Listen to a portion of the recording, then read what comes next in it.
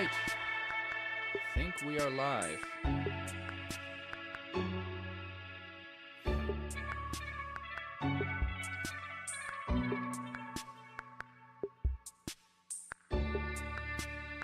Can you see me?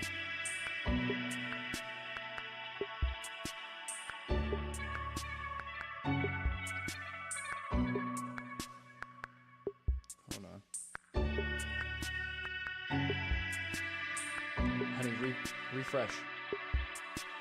You can see me. You can see me?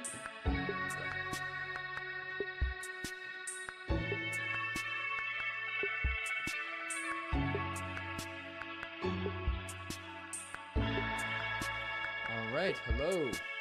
For those tuning in.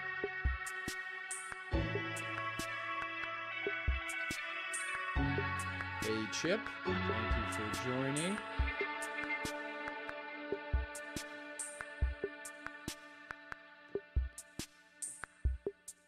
Okay, awesome. Yeah, you could do whatever What's you up, want. you guys? Here we have go. a huge debate today, and this is between Dr. Shawn Baker, the guy who coined the name carnivore diet and is leading the charge in helping thousands with their health via the carnivore diet, against Dr. Garth Davis, who is the guy in the plant-based space who is leading the charge helping thousands Can of everyone people hear the with a video? plant-based diet, though he subscribes to a vegan diet himself. Now, obviously, in creating this debate and this conversation, I really wanted to find somebody who was of the same caliber level as Dr. Shawn Baker and somebody who was as well respected in their community, and that is Dr. Garth Davis. So these are two Goliath characters who are going back to back, specifically with science, so we can unravel how the about now? truth. Is that And better? Shawn even actually opens up about something on camera that he's never really even said before, I don't believe, on camera, which I think is very interesting and important. But overall, we go through about 4 different topics, which include things like, is fiber necessary? Is the news media bought and owned by a plant-based narrative? Is meat causing inflammation or early death or cancer, things like that?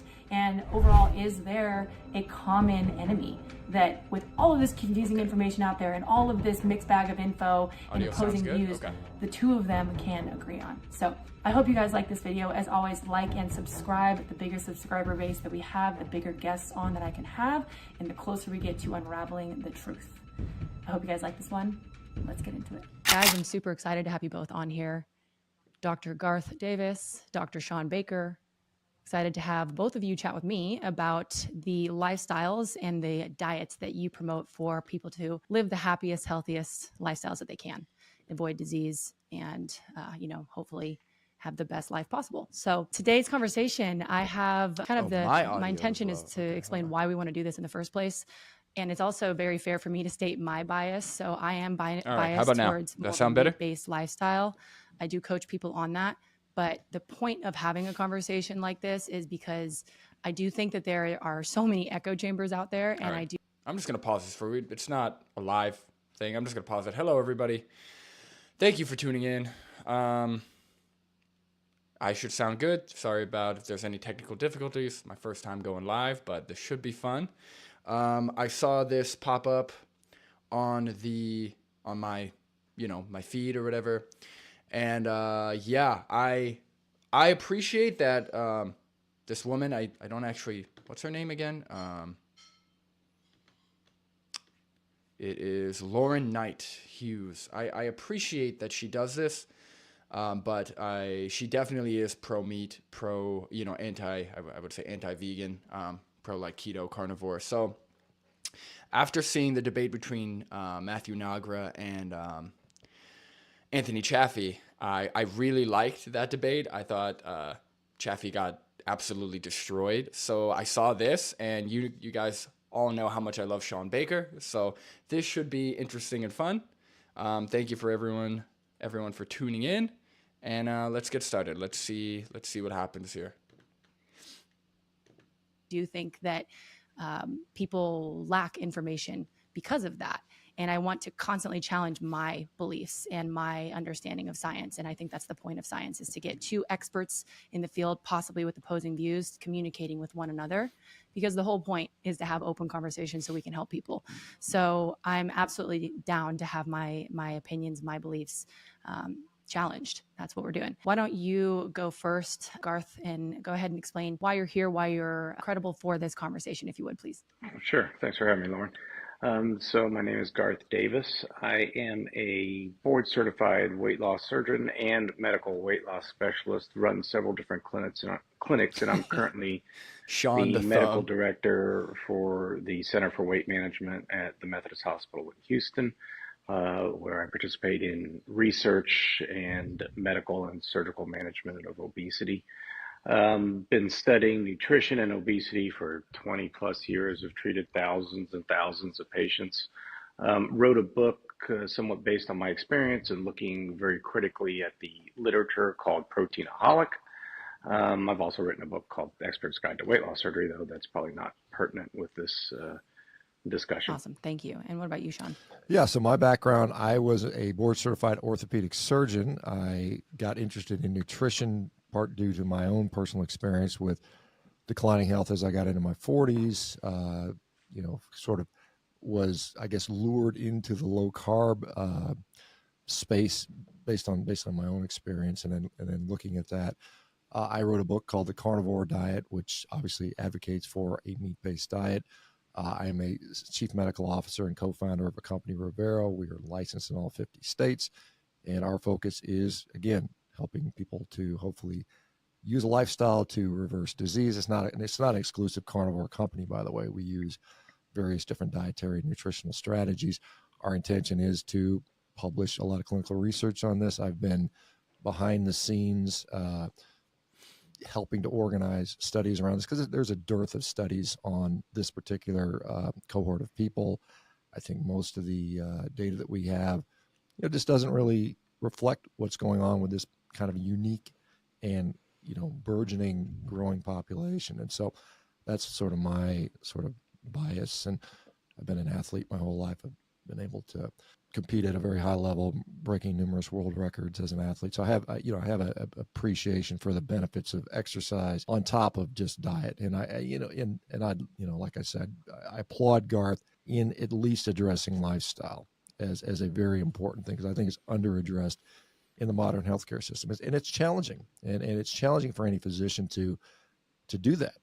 As a busy surgeon, it's hard to have lifestyle discussions. We're not set up for that. Our system is really broken in a lot of ways. I mean, we're good at a lot of things, but we do a really poor job when it comes to management of chronic disease in general. Yeah. It's so just so everybody's clear too, Shawn, you're promoting more of a carnivore-based lifestyle. I know you're open to other lifestyles, kind of like you mentioned, but more or less that's kind of what you promote, meat-heavy diet for most health. And then Dr. Garth Davis, you promote more of a plant-based lifestyle. I believe you are vegan, but I believe you've been very clear about you don't promote veganism for health necessarily. Now, I could be wrong about that. Very correct. That's a very important distinction. Yeah. So I promote a healthy plant-based diet for patients that is not exclusively vegan or vegetarian. It does not withhold all meat. So I never tell my patients you have to be vegan. And the amount of meat we recommend can vary, but it's going to be far lower, obviously, than what Shawn recommends. But I don't say you have to be vegan to be healthy. I can make arguments as to why I think vegan is extremely healthy, but based on a lot of data, but that's not what I teach. But I am personally, I've been vegan 15 years, kind of like Shawn. I was 35 and went to get my life insurance policy test because I was about to have a kid, and I completely and utterly failed it. My LDL cholesterol was 195. My triglycerides are sky high. I had fatty liver. I was about 20 pounds heavier than I am now, not at all athletic. And I sat back and said, what has my medical school taught me about this? And realized that it taught me nothing. And so I went absolutely crazy studying the literature and feeling a little bit like, what am I doing with my patients? I saw a patient the other day, morbidly obese, saw her doctor, and I had the doctor's note, and he puts down there as one of her diagnoses, obesity, and then he put plan. I told her to eat less and move more. Obviously, that's not the answer. And so, really quick, I wish that some of these vegan, because all of these guys are ethical vegans or just vegans. I do wish, I know the space is kind of focused on nutrition, but I do wish they did a kind of a better job of like advocating for the animals just like a little bit, nothing too crazy. Obviously they're arguing nutritional science, but yeah, just a little bit, just like a little, maybe he will throughout the debate, who knows, but so far, yeah, so far so good. I think he's right. There's definitely a big difference between plant-based diets for your health and just saying like veganism is healthy. I think there's a big difference. Veganism is like a choice, right? It's a position to be against the exploitation and abuse of animals. But there are plenty of people who go vegan who aren't healthy, right? And there are plenty of people who eat meat and aren't healthy, right? I think nutritional science is an interesting topic that veganism just so happens to like intersect, but yeah, they're not exclusive. So at least that's good. At least that's at least educational at the very least. But carnivore is such a dumb diet. Yeah, I don't know why anybody would even think that. I love how Shawn Baker always goes. He's always like, well, we got research coming, things are coming up. Why would you create a whole diet and lifestyle around something that doesn't have any research to it? Especially when it's contributing to the exploitation and abuse of animals. That sounds like a horrible idea. But I will be excited to see the research if it does ever come out. Dandelion gum. I feel sorry for all the people who have been duped by all these veggie diet influencers. The medical problems they are setting themselves up for. Not as sorry as I feel for the animals, though. Veggie diet medical problem they were setting. Oh, carnivore diet. Okay. I was confused. Okay. Carnivore diet influencers. Okay, perfect. Yep. Yeah, it's crazy. I feel like the numbers are just growing and growing and growing. So it's getting kind of scary, but we'll see. All right, let's keep going. I went looking, and I'm still looking for the answer because it's not so simple as I think we'll probably find out. If that were working, it would have worked already, right? So it's not quite there. Where I think we should kind of go next is the rules of the conversation. I'm going to put out a question. I'm going to call out who's to answer it first.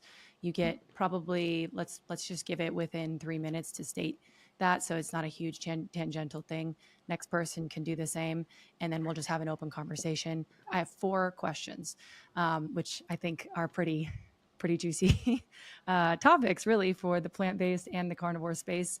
I've done this a couple times with different doctors on, Dr. Chafee, Dr. Ovadia, Dr. Khan, all being parts of this. So this will be pretty fun, and I think pretty straightforward. I encourage you both to speak as candidly as possible, because honestly, there's a lot of opinions about each other's sides that is said in private, but not necessarily as direct. And I think that's important to understanding truth.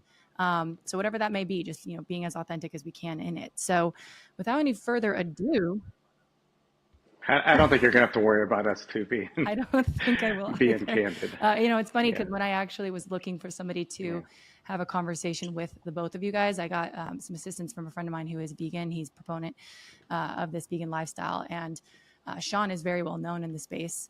Carnivore space. He actually coined the term carnivore diet himself. But then, I wanted somebody who was kind of up to his standard, at least in our space, the carnivore space. And you, Dr. Davis, were the name. So you guys are both very well known in your spaces. So just, you're kind of leading the charges here. Let's be about it and make sure that we have clarity by the end of this. Okay. So the first question that I wanted to ask, I'm very curious about this. Does meat cause harm via, for example, saturated fat, or causes inflammation and high cholesterol? So realistically, those are the causes of eating meat that a lot of people say, but does meat cause harm for the longevity and the best lifestyle that one could have? And why don't you go ahead and start this, Garth? This is a very complicated question. So it is not so simple as saying, does meat cause harm? Is meat the reason that we have a lower life expectancy than other countries because we eat more meat? No, it's much more complicated than that. There's so many different things that go into a diet. Do I think meat is a healthy part of a diet? No, I don't. But you have to break down meat into what are the different components of meat. So there are multiple different things. We could have unprocessed meat, we could have processed meat, we could have red meat, we could have white meat, we could have fish, depending on whether or not you think that's meat. In order to study this, you got to understand there are different variables that we need to look at. Are we looking at momentary changes that extrapolate to lifelong health? In other words, does it just increase LDL cholesterol, and does increasing LDL cholesterol then mean increased cardiovascular mortality? I think what we really need to know, what we really want to know is, does meat associate it with all-cause mortality? Does it associate with cancer? Does it associate with cardiac mortality, which is our leading cause of death? And are those associations good associations? In other words, is the research very strong for those? I've got a whole bunch of papers laying on this table that I could pull out for you if we want to go into the details. Let's start at this. In order to understand whether meat is a topic that is causing a shortened lifespan, we have to be able to follow people for a long period of time that have been on the diet. Preferably, we would want to follow them from birth, have one group eating meat and one group not eating meat. That's very difficult to do, right? Having a short-term study of 5 years, how are you going to make an inference really on whether this is affecting cardiac mortality or long-term mortality on cancer? You really need long-term studies. If we're going to look at long-term studies of meat consumption, we're going to have to look at some epidemiology that have followed people for long term. Now, what people need to understand is in order to follow someone long term and have a good study about it, you need a prospective cohort. In other words, we need to start collecting people and we need to study them for an extended period of time. We need to show that one group is eating a lot of meat versus one group not eating a lot of meat. So if you have two groups that are eating similar amounts of meat, it's hard to draw any statistical correlations. We have to have a mechanism of why we think this works, and then we have to have some long-term results. There have been several studies like this. My favorite study to bring up in this situation is called the Adventist Health Study. I bring this up because the Adventist health population is a very interesting population. It is a population that they started looking at an Adventist Health 1 study in Loma Linda, California. Now, the interesting thing is Loma Linda, California is surrounded by a whole bunch of areas with very low life expectancy. The study initially was done looking at tobacco's effect on lifespan, and what they found is that the people in Loma Linda, California didn't smoke, and they also had an amazingly extended lifespan compared to the other populations around there. So they started following Adventists for a long period of time. The beauty of it, heterogeneity in the actual people. They didn't have the same genetics. This isn't like we're studying someone from Okinawa that everybody has the same genetics. It's a bunch of different people. They're all in the same environment. So it's not like we can't say, oh, one's associated with pollution or something else. And they have a very healthy lifestyle. They don't drink, they don't smoke. And when you follow them out long term, the only thing that seems to be different is that some groups eat meat, although they eat less than the rest of the country. Some groups eat a light amount of meat. Some groups eat dairy, they're lacto-ovo. Some groups are pescatarian and some are actually vegan. And in fact, they've got the largest vegan population in the entire world. This group has been studied now very long term, over 100,000 people, and they've got a very interesting correlation. No matter what you look at, in order to say something correlates, you want to know it's in a dose-dependent fashion, and that means like the more meat someone eats, do they get more of the problems? And when you look at the Adventist population, there is a mortality benefit of over 13% from the meat eater to the vegan population. And you could pick any disease, heart disease, you could pick diabetes, any of these, and there's a stepwise dose-dependent benefit towards less meat. So we could go over some of the other populations that are out there that have been studied, but I really like the Adventist meat studies. The other studies that are out there aren't really looking at vegan or vegetarian, but are taking large populations, for instance, Harvard's Nurses Health and Health Population Studies, where what they're starting to do now is not necessarily say meat, but they're looking at healthy plant-based diet index, versus non-healthy plant-based diet index.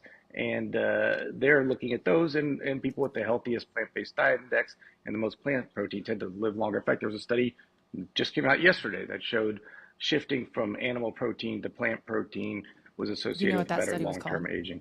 yesterday? Jeez, it just came out. I don't know the actual name of it, but it's in the news all over the place right now. It was published out of Harvard. Dr. Hu was who's the chairman of Harvard's nutrition, and they were looking at healthy aging. They have a healthy aging index, and then looking at plant protein versus animal protein versus total protein. And I will say this, in my book, I am pretty anti-protein. We could get into why. I have changed quite a bit over the time that I'm a little bit more positive towards more protein, not excess protein, but more protein provided that it's plant-based, based on I some wonder of if these this is studies it. that have come Does this out. look like it? It looks like it might be it, yeah. Shawn, I wanted to have you go next, but real quick, we talked about this before. Right before this, I think we all had lunch. What did you have for lunch? So really quick here, yeah, I find that a lot of carnivore dieters, they just dismiss any type of epidemiology or, you know, cohort studies where populations are followed for a long period of time. But some of these studies are very well done. Like, they do control for a lot of different factors. And like he was saying, it seems like, or there is a dose dependent nature to it, to where like the more meat, the worse health outcomes, the less meat, the better health outcomes. So yeah, I love the Adventure study, and I think he's spot on there. I do think, I do also like that he said, because a lot of carnivores, they always say that all we blame is meat, right? All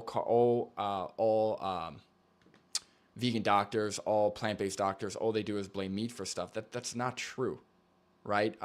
There's a lot of different factors for people's poor health outcomes, right? There's multiple factors for heart disease. There's multiple factors for diabetes, obesity, right? It's not just the meat. It's just important that when you do see something like meat or factors that come in the form of animal products like saturated fat, like cholesterol, different compounds, when you see patterns, it's important that you tackle the biggest one, right? I would say that meat, saturated fat, from what I've seen, and I'm no expert by any means, but from what I've seen, is definitely a huge factor for heart disease. That doesn't mean it's the only factor, right? Obviously, plant-based doctors who do have patients, they do focus on smoking. They do focus on exercise. Most people, from what I've seen. But that's a big one. And especially avoiding the recommendation that meat is some kind of health food, specifically red meat. That's going to be based on the research. And I don't know how you have a group of people who literally go against all of the research we have and strictly recommends only red meat. So that just doesn't make any sense to me. I'm just going to take a look at the comments here. Slippery Man Bean, I love that name, says, do you like beans? Yes, I love beans. I prefer black beans. Yeah, if I had to pick a bean to eat, black bean for sure. I know that, like, I think chickpeas are technically legumes, but I love chickpeas as well. It's probably either my favorite or second favorite. If anybody has any questions, again, this is kind of more of just us watching this together. Maybe I'll do some commentary, but if anybody has any questions about me personally, about the video, about anything, feel free to put it in. I'll get to that. Trying to see. Never heard of butter beans, so that's interesting. I will definitely have to check that out. Butter beans, okay.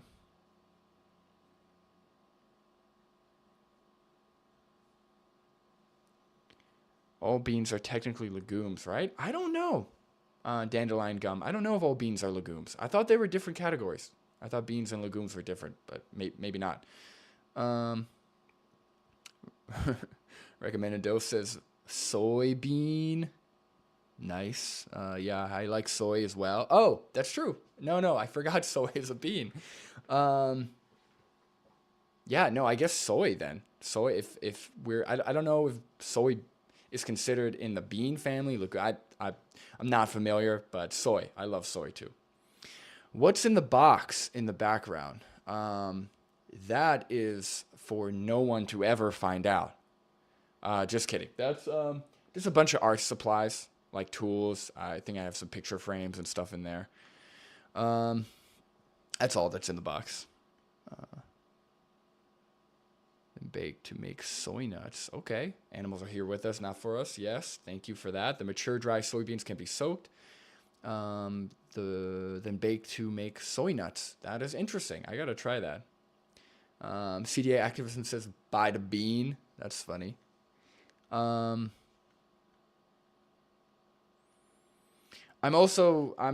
while I'm streaming, I hope you don't mind, I'm gonna be eating.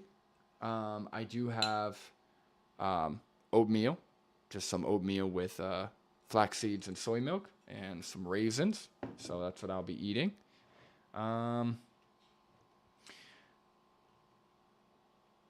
We're nosy. Also, am I like, again, sorry for asking this, but am I like smooth? Can somebody just tell me if I'm like looking good? Is it like choppy? Is everything like up to speed here? The sound is good. I just want to make sure because I'm going to let this play for a little bit. Dandelion gum. Yes. I wore a beanie specifically for Slippery Bean Man. Yes. Vegan Power Lab. Have I tried savory oatmeal? No. I prefer sweet stuff overall. So, okay, great. Thank you, Chip. Thank you for confirming. Thank you, honey. Very smooth. Okay, thank you. So yeah, I prefer sweet stuff overall. Humphrey Bubble says smooth operator. That's funny. Thank you, everybody. Yeah, I prefer sweet stuff, but no, I haven't tried savory oatmeal. So Vegan Power Lab, if you could send me a recipe or share that with me, I will be willing to try it. But okay, I'm gonna let this play for a little bit, and we're gonna see what happens here.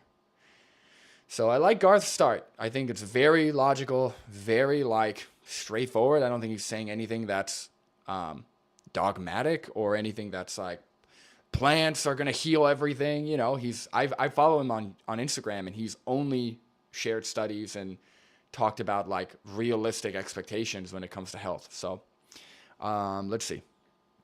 I'd see what they had for lunch. I'm curious about that. Garth. I had 2 pieces of Ezekiel bread, which is sprouted grain, with some mustard, some hummus, and some arugula with sprouts, broccoli sprouts. I had bacon and eggs. What did you have, Shawn? Well, I haven't had lunch yet. I'm 2 hours. Okay. I'm in the Pacific time zone. You guys are both Central, I believe, and so I'm still waiting. So I've got two New York strips waiting for me. So I'll have that after this. So I'm looking forward to it. So I think that one thing we have to remember, you mentioned a whole bunch of different saturated fat driving, LDL cholesterol. And we do see a small trend towards that in the general population. There was just a huge meta-analysis that was done a couple days ago. David Ludwig, Adrian Sotomoto was the primary, and they found that. And again, I'm interested in a specific population. These are people that are on low carb diets, that aren't eating processed foods, that are. Really quick, I just saw this in the comment. Garuda Legends. Hi, you've been ducking my vegan debate. I want to debate you about veganism. I don't duck debates. I'm always open to debating. So I don't remember getting an email or a direct message. If you want to debate Garuda Legends, send me an email. You can find that on YouTube. You can also send me a message directly on Instagram. So yeah, anytime. Absolutely. If that's directed towards me, I'm assuming it is.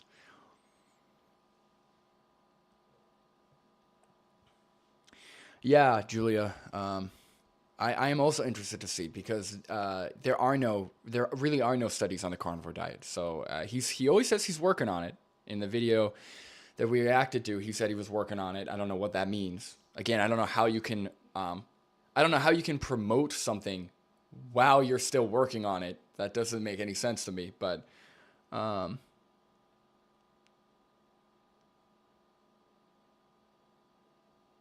okay, it's Garuda Legend. Garuda Legends are they a troll? Okay.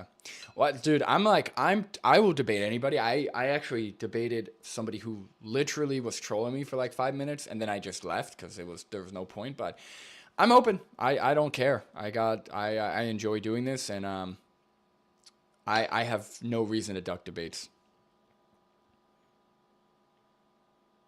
I will always keep my debates friendly. Thanks. We'll see about that, Garuda Legends. We'll see about that. But I'm open. So let me know.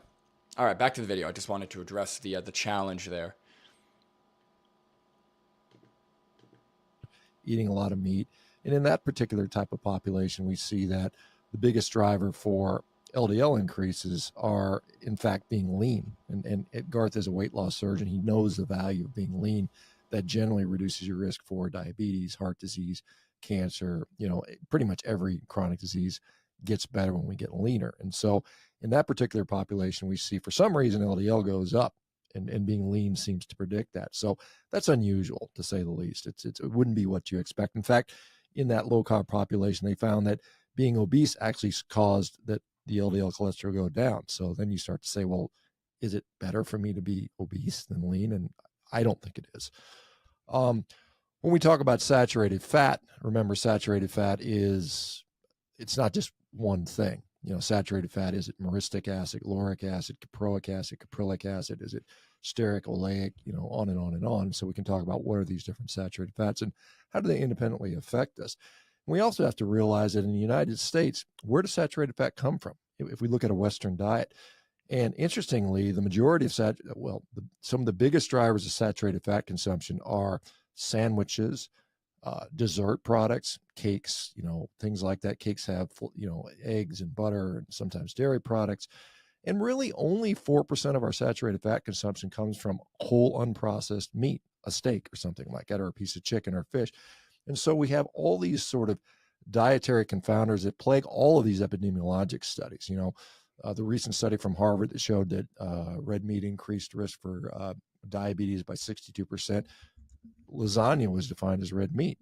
Sandwiches are just defined as red meat. And so I would contend that we're not answering the question that, at least not to the interest of the population that I am promoting. And so I'm saying what happens when you don't eat processed food and you're just eating a whole food meat-based diet.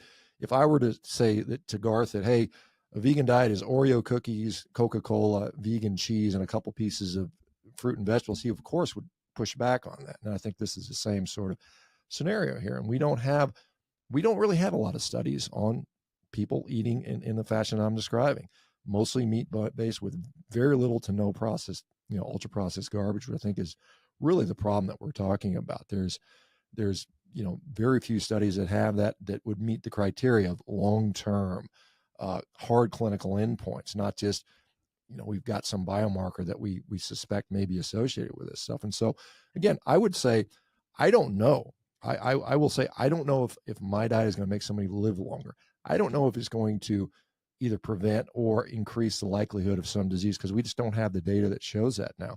What I can say is in the short term, which I do think is valuable, by the way, I think when you have a patient that's in front of you that's sick and suffering, if you have an option to make them no longer sick and suffering, that's kind of what you're supposed to be doing as a physician. Now, the long-term stuff, I think, is at best speculative, even though we have literally spent billions of dollars on epidemiologic studies, Adventist Health, all the stuff coming out of Harvard, Epic Oxford, all those studies, which are, Nurses Health, on and on. We've spent lots of money on those studies. I don't think they've really shown us that much definitively. I mean, it's speculative at best. And again, it doesn't describe the population that I am concerned with. I think what Shawn is, and actually, Shawn, I applaud you. That was a very,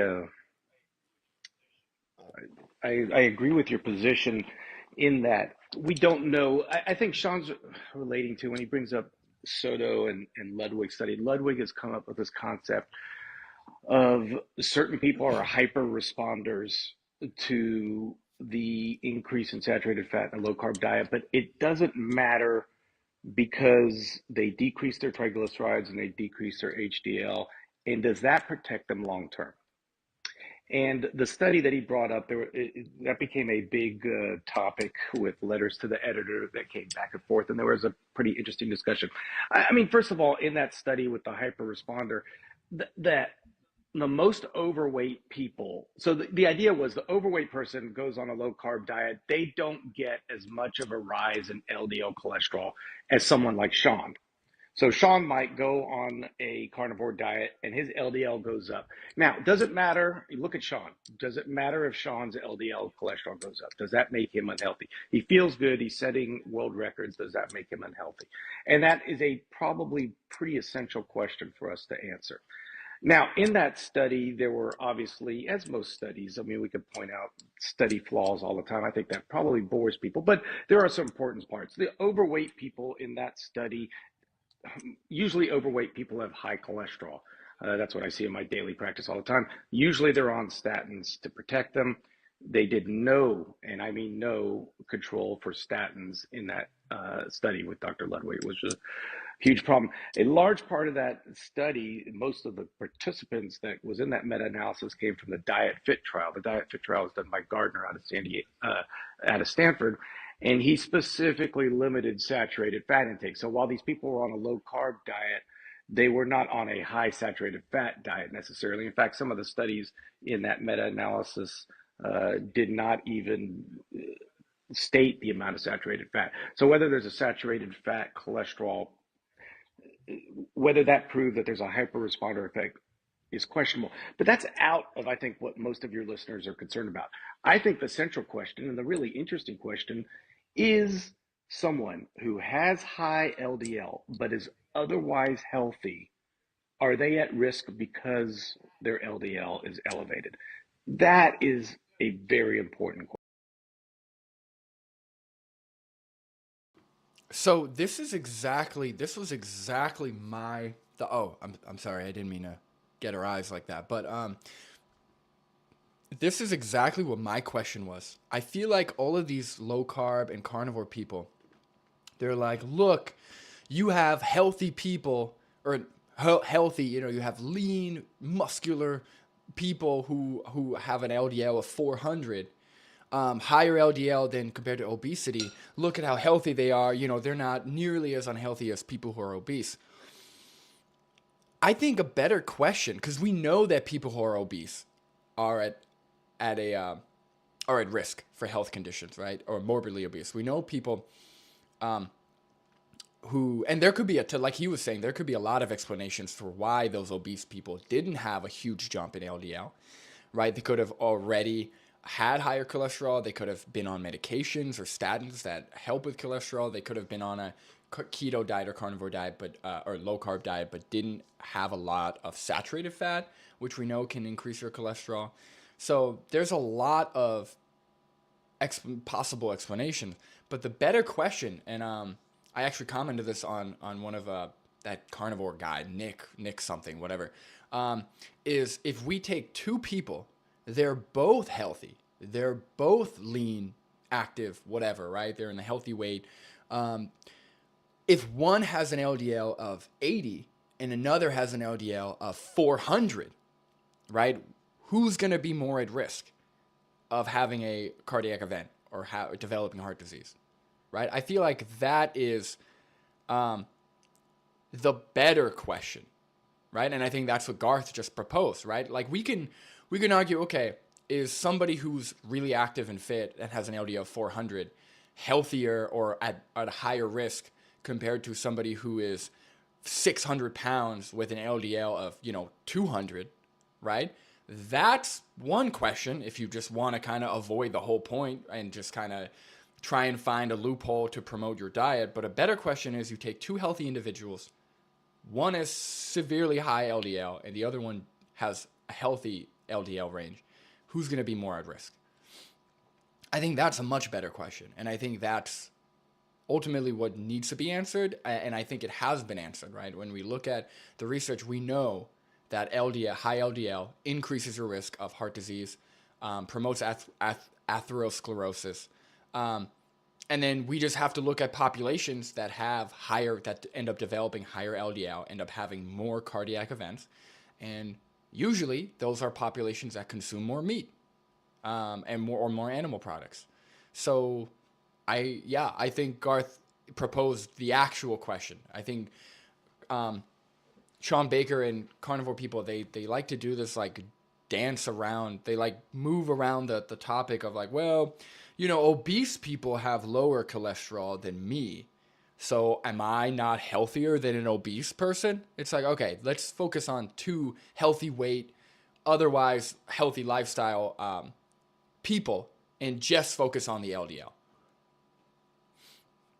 All right, I'll take this break to look at some comments.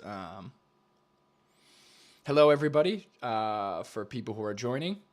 Hello, very thankful for my first live view. You all are here, or my first live stream. You guys all are here, so I appreciate it.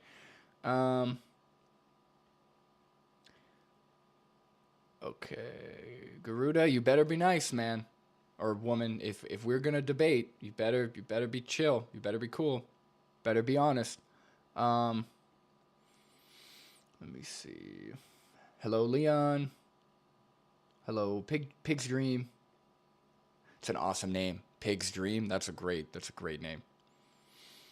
Yeah, Vegan Power Lab. It's not that he's not misrepresenting Garth's position. He is just not really responding to any of the evidence. He's just kind of going on a rant about what he sees. And he also said, he's like, well, we don't really know the long-term health effects, even though Garth literally just said we have studied people over decades and can see their health outcomes and what they're eating.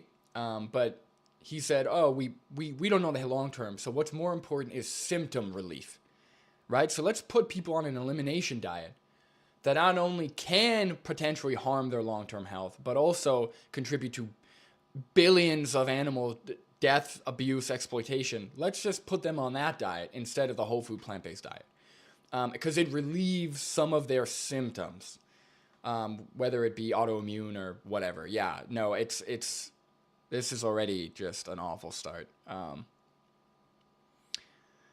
Leon, in the short term, just an elimination diet. Yes, exactly. I don't know why people don't promote like, okay, you're having autoimmune issues, you're having food intolerances, you're having irritable bowel syndrome, whatever, right? Instead of going on an all meat diet, why don't you do like an all white potato diet or an all like white rice diet? I don't see why that wouldn't work either, right? Eat nothing but potatoes for 2 weeks, right? And see if your autoimmune symptoms go away.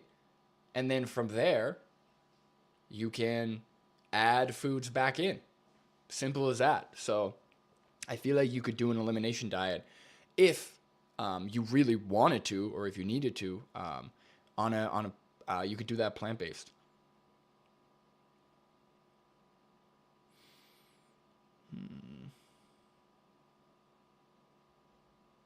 Okay, all right, we're gonna keep reading, or we're gonna keep playing it.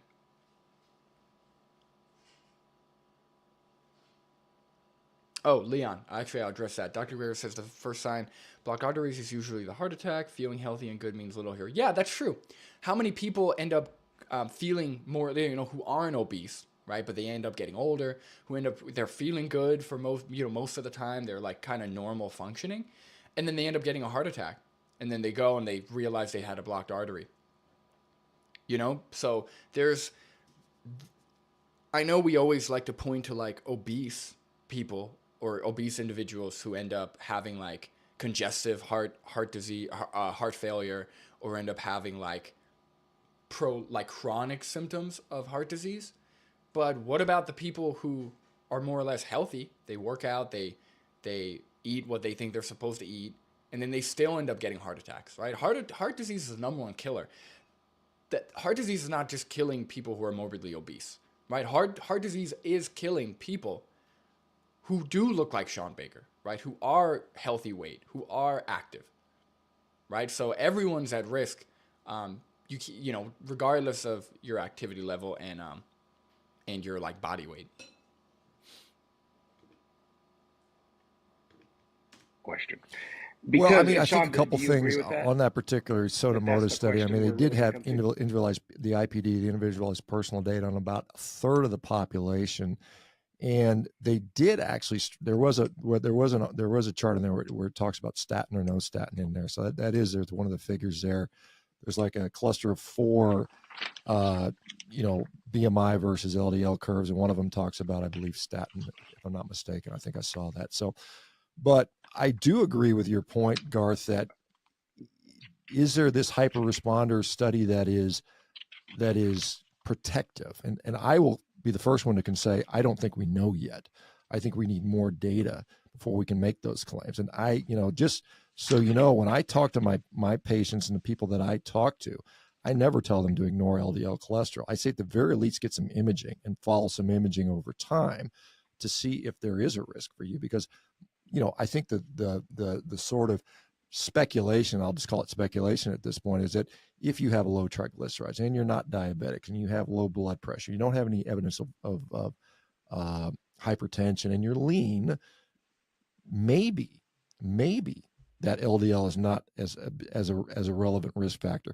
Mortensen study, the Western Denmark study, where they showed that if you have 0 CAC score, then the likelihood of progression to one of these so-called MACE, major adverse cardiac events, was independent and not related to LDL cholesterol. So we are starting to see that maybe there's some populations where they do have the tendency to develop heart disease, and cholesterol becomes very problematic for them. Maybe there's this sort of outlier population, which the size of which is unknown at this point, and it may be driven by people going low carb and getting good exercise and losing weight, and that may be protective. We don't know the answer to that yet. I don't think we do. Yeah, I mean, we don't, but we've got things that could tell us the risk. Now, I think if you're telling someone there's a risk, right, you got a patient, you say, look, these are the risks, and you're having a risk-benefit analysis, then you're doing the right thing. So that Westermark study was kind of interesting. I was fascinated by that study. What's it called? I It's don't know if you know Mortensen. this.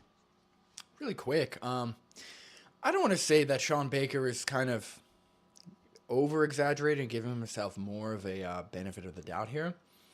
But with his videos, he is not open to the LDL thing. I know he said he tells his patients to not worry about LDL, but all of his videos, and I've been watching a lot of them because I'm looking for things to react to, and I've been reacting to his videos.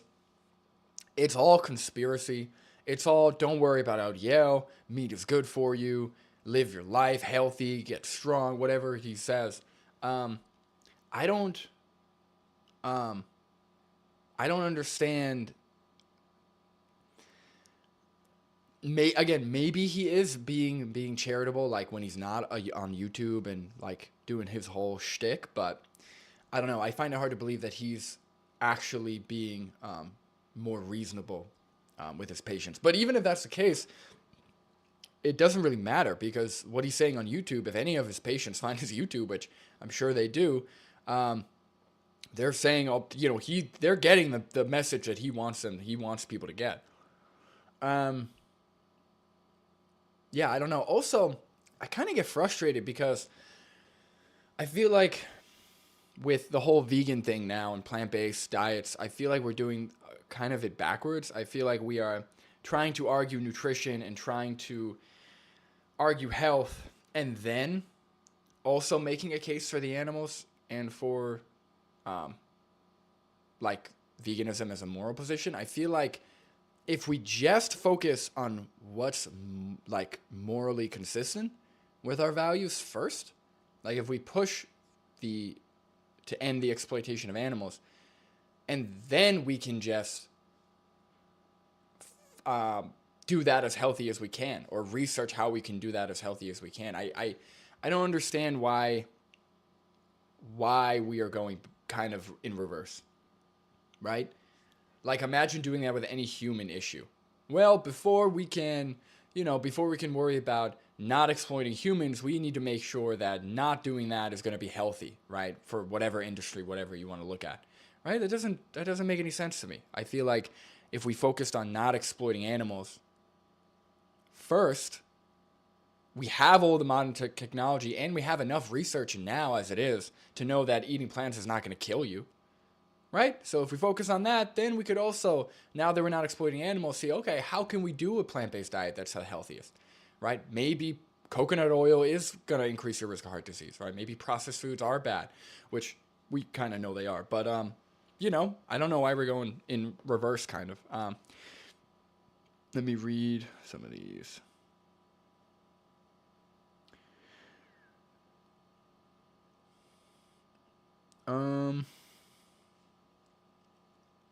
Dr. Bolsiewicz. Nope, never heard of him. Gut focus doctor. But I will look him up. Thank you. Animals are here with us, not for us. I will look him up, or look her up. He. I will look him up.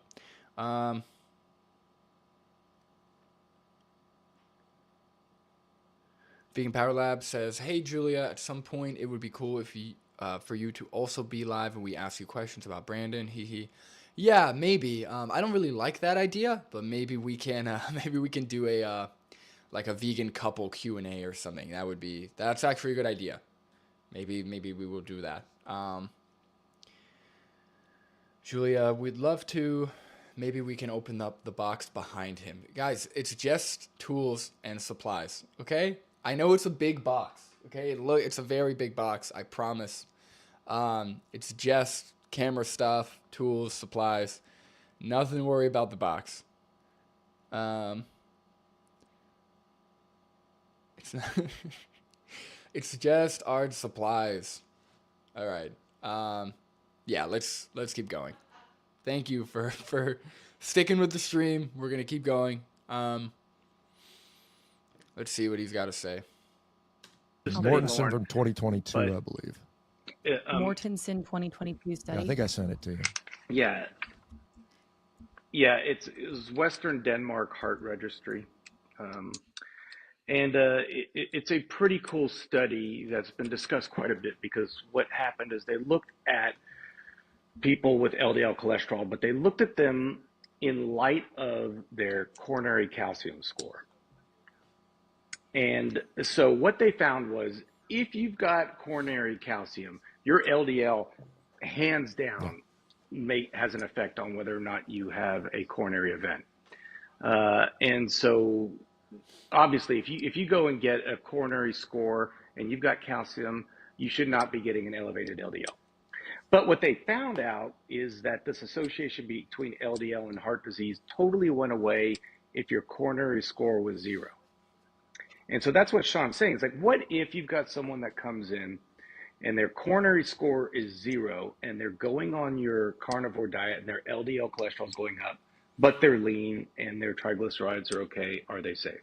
Now, there's some important factors. If you look at the Western Denmark study that you got up right there, there are some different age differences. I don't know why they don't discuss this. This is the problem with research, is that you really have to kind of dig into the weeds on it a bit, because when you look at the different ages in the two groups, there's a considerable age difference. So the group with the low coronary artery score was in their, I think it was 53, and then the group with the that actually had coronary artery plaque was 62. So we've got about a 10-year difference. Well, plaque forms over a 10 years. So you could say that those 53-year-olds may have formed plaque when they got to 62. Follow-up is only 5 years. So, 5 years is really not enough to tell us with heart disease whether or not they're going to have a cardiac event. And then the last thing I'll tell you is that when you look at studies like the MESA study, about 30% of people, or maybe even more than that, maybe I think it was a third to a quarter of people in the MESA study, which is a large American population study, where they looked at people with cardiac events who had a coronary score of 0. They attributed to about one-third to one-fourth of the populations that had a heart attack. In other words, just because you have 0 coronary calcium doesn't mean you don't have plaque. So you could have an atheroma, like a plaque in the beginning of a plaque inside your vessel, and it hasn't ruptured yet. So I don't think we could necessarily look at that Danish study. I think the best thing would be if we had a group of people, a large group of people, and we followed them that had, varying LDL cholesterols, and we followed them for many years and made sure that they didn't have any other diseases. And this is exactly what they did in the Cooper Clinic in Dallas. So in the Cooper Clinic in Dallas, they enrolled, I think, 30,000 people. They followed them now 24 years. They had varying degrees of LDL cholesterol, but they did not have elevated triglycerides. They were lean. They did not smoke. They did not drink. They exercised. So it's the kind of people we're talking about. If you look at the results on this, if you look at the graphing on it, I don't know if you want to look up the Cooper study there. Amit Kara it's the Cooper longitudinal study. The interesting thing is, in the first 10 years of follow-up, you don't see anything. So in the first 10 years of follow-up, the different LDL cholesterols really had no consequence at all on cardiac events. But when you start following it out 20 to 30 years, you start seeing a humongous difference in the different groups. They based them on LDL of 160 to 189, and the lowest group was less than 100. And the difference in mortality at 30 years was highly, highly significant. I think it's a 60% reduction in mortality if you kept your cholesterol below 100. So those are the kind of things that concern me. Really quick, guys, that's like, see, not only like what I love about a lot of the vegan doctor, like vegan nutritionists, like people who are really good, like Garth, like Matthew Nagra, not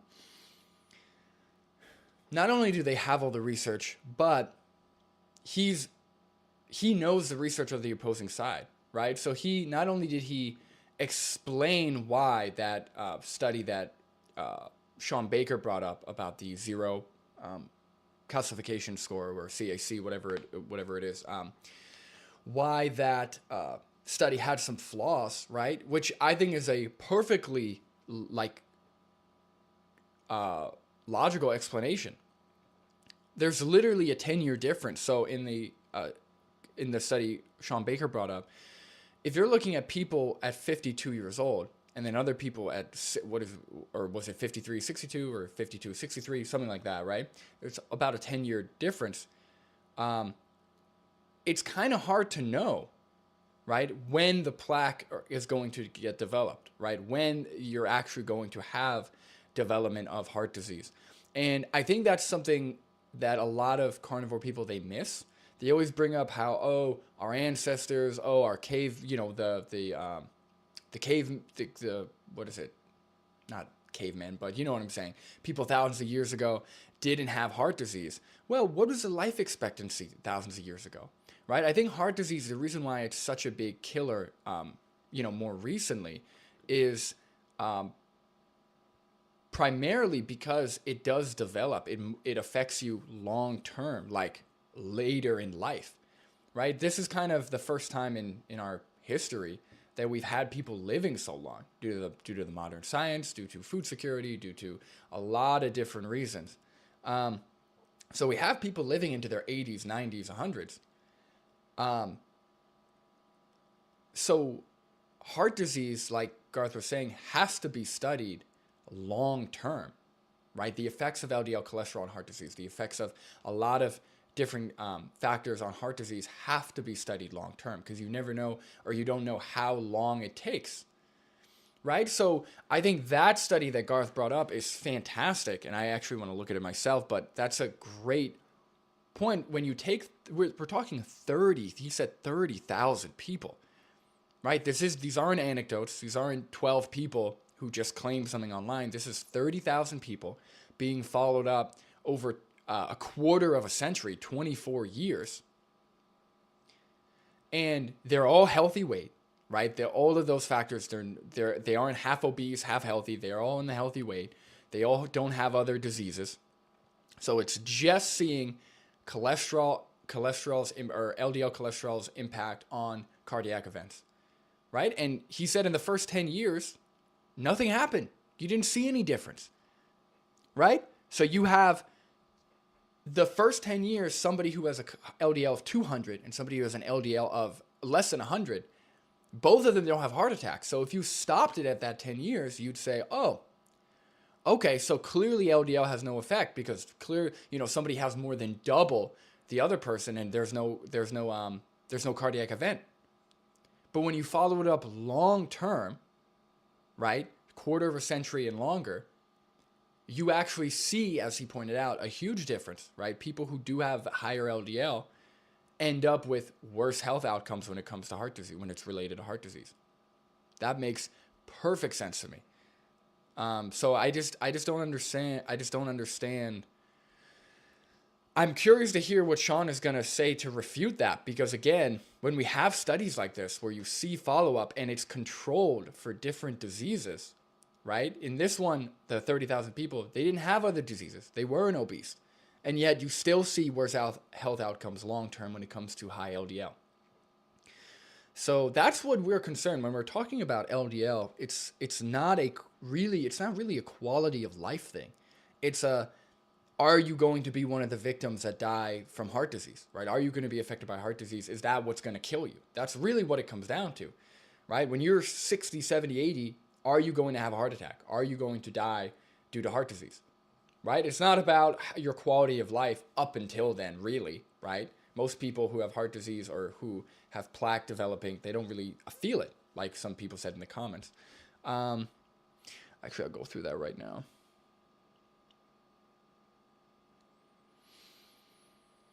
Dandelion Gum says, there are heads in those boxes. I'm telling you, heads of lettuce. That would be a horrible place to store lettuce. But yeah, you know what? Maybe if we do that couple stream, we'll just open up the box.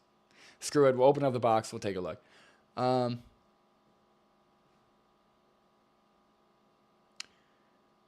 Garuda Legend said, I don't think that is a safe study. There are some vegans who sadly passed away from a heart attack. I don't know what study you're referring to. And I would love to know what vegans passed away from a heart attack. And again, vegans is different than whole food plant-based. So yeah, if you have a vegan that's eating nothing but processed foods and coconut oil, yeah, they might get a heart attack. Smash that like, folks. Thank you, Rich Levinsky, everybody. Thank you. Yeah, 30,000 is great. That's a very large population of people. Yeah, Music Junkie. Thank you. No one is saying vegans can't pass away from a heart attack. Nobody's arguing that vegans can't get heart attacks, right? Vegans aren't immune to heart disease due to genetic factors, due to processed foods, due to a lot of things. This is a debate on a whole food plant-based diet versus, whole food plant-based diet advocate, all meat diet advocate, and whether or not LDL actually has an impact. And which diet's going to be healthier long term. Has nothing to do with veganism. Well, has a little to do with veganism. That's why I'm doing it, because it's interesting. You know, I find this fun and interesting. But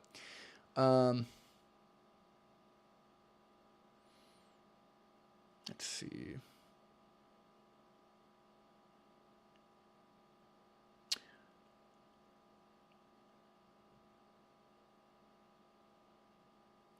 Okay, no more, Rich. I'm not familiar. I didn't know you, Rich Levinsky. So you do like interviews of some kind? That's kind of cool. I will have to check your channel out. So I'll take a look. But okay, let's keep going. I wonder how much longer they're going to debate for, but let's see. We could come up with this idea that there could be a hyper responder that doesn't get sick because their LDL cholesterol is high.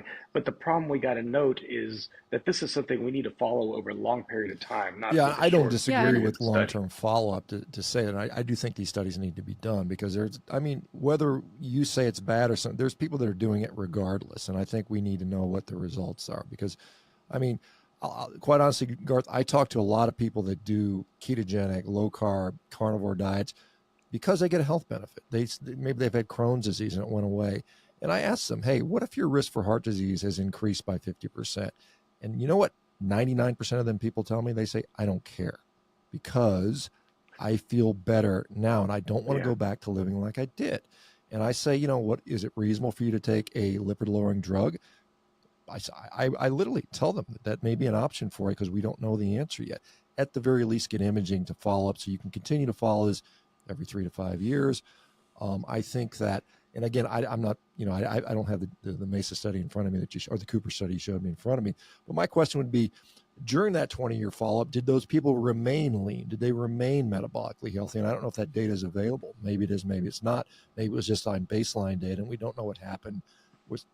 Right. So we don't know what they did over time with regard to those other risk factors. Yeah. So that would be a question I would have. Now, the other thing is, Matt Budoff, who's done this Feldman study, this lean mass hyperpreponderance study where they showed the preliminary data. People 55-year-old average age are on a ketogenic diet for 5 years on average. Their LDL cholesterol is ridiculously sky high. Compared to the Miami Heart, they have the same number of plaque score, basically a total plaque score based on CCTA. And people are saying they're going to run it for a year. They've actually got funding to run it out 3 to 5 years, I think. So they'll have a little bit longer data. Matt Budoff is, what's his name? Thomas Dayspring, one of the leading lipidologists in the world, basically acknowledges he acknowledges Matt Budoff as an expert in plaque progression based on CCTA. And that's what a lot of these pharmaceutical companies will use. They'll use a 6-month trial, a year trial to look at plaque progression when they're developing the latest, PCSK9 inhibitor or something like that. So they say it's good enough for a drug trial to get it cleared by the FDA, and they're using shorter windows with that level of precision with CCTA because it's more detailed than, say, a CAC score or some of these other studies. Now, some people say, well, you're missing subendothelial plaque because you're not doing an intravascular ultrasound. But realistically, there's no studies that show that people just develop massive stretches of subendothelial plaque and it doesn't go into the luminal. Usually it shows if it's going subendothelial, it equally is going intraluminally. So we're getting intraluminal data, which I think is significant. And again, these studies have not been published yet. We still have to wait before, I'm not out here telling people, I know, you see some of the social media goofy side of me. You don't see what I'm telling people day to day when I talk to people. And when I tell people, we don't know yet. And so I would be cautious. If your LDL is high, consider lowering it. If you don't want to do that maybe you don't want to go on the drugs, maybe you don't want to change your diet, then at the very least, serially image what's going on until we have more data. And I think that is a reasonable approach. I'm not I don't want to have heart disease. That's what I do for myself. I had a CAC score when I was 51. It was 0. I'm going to get another one probably this year. Hopefully it'll still be 0. If it's not, I may change things. I'm not married to this. This isn't an ideology for me. And like you, I don't tell people, you don't tell everybody to go vegan. You tell them, hey, reduce your garbage. I'm sure you're telling everybody to reduce the garbage and the sugar and all the added oils and things like that. Eat a healthy plant-based diet. If you want to include some lean chicken breasts in there, go for it. Yeah. Vegan Power Lab. Yeah. Well, this is not anything at all like what Shawn Baker actually says. Like if you actually hear Shawn Baker talk in his videos or even on podcasts where it's like pro meat, he promotes nothing but misinformation, right? He doesn't say, hey guys, we don't know the long-term health effects of this, so be cautious that it may increase your risk of heart disease. He doesn't say, oh no, guys, maybe this isn't the healthiest diet. Make sure to consult with your doctor. He doesn't say that. He literally talks about how disease-curing carnivore diets are, how the food industry and the government is trying to promote things that are killing you and killing us. And all of this misinformation doesn't cite a single study almost ever. So I don't understand. I don't understand where this reasonable Shawn Baker is coming from. It's really infuriating because I wish somebody who is debating him would push back. I wish somebody would pull up a video of his and be like, look, you just said that you don't know, and yet you're promoting all of these conspiracy theories and promoting a diet that you yourself admit don't know, based on no research, based on, research that's coming soon. So let's see. Vegan Power Lab, I agree with you, Leon. So he admits to promoting misinformation on social media. Right, yeah. He's literally just being like, look, you see, I like how he's like, look, you just see the goofy side of me on social media. You just see like the fun, I'm just goofy, quirky. In reality, he's creating a whole cult of misinformation. This Garuda Legends, the same can be said about anyone promoting a diet on social media. That's not true. That's not true. There are plenty of people who, so when it comes to promoting a diet, maybe, but there are plenty of scientists, nutritional scientists or doctors who maybe follow a certain lifestyle or follow a certain diet themselves, but just go off of the science, right? Dr. Matthew Nagar is a great one. I almost never see a video of his other than him just reviewing a new study and talking about the conclusion and talking about the methodology, right? So not everybody who follows a certain diet or who is a doctor or nutritionist online just says a bunch of stuff without citing research. There's actually a lot of great people who only follow the research.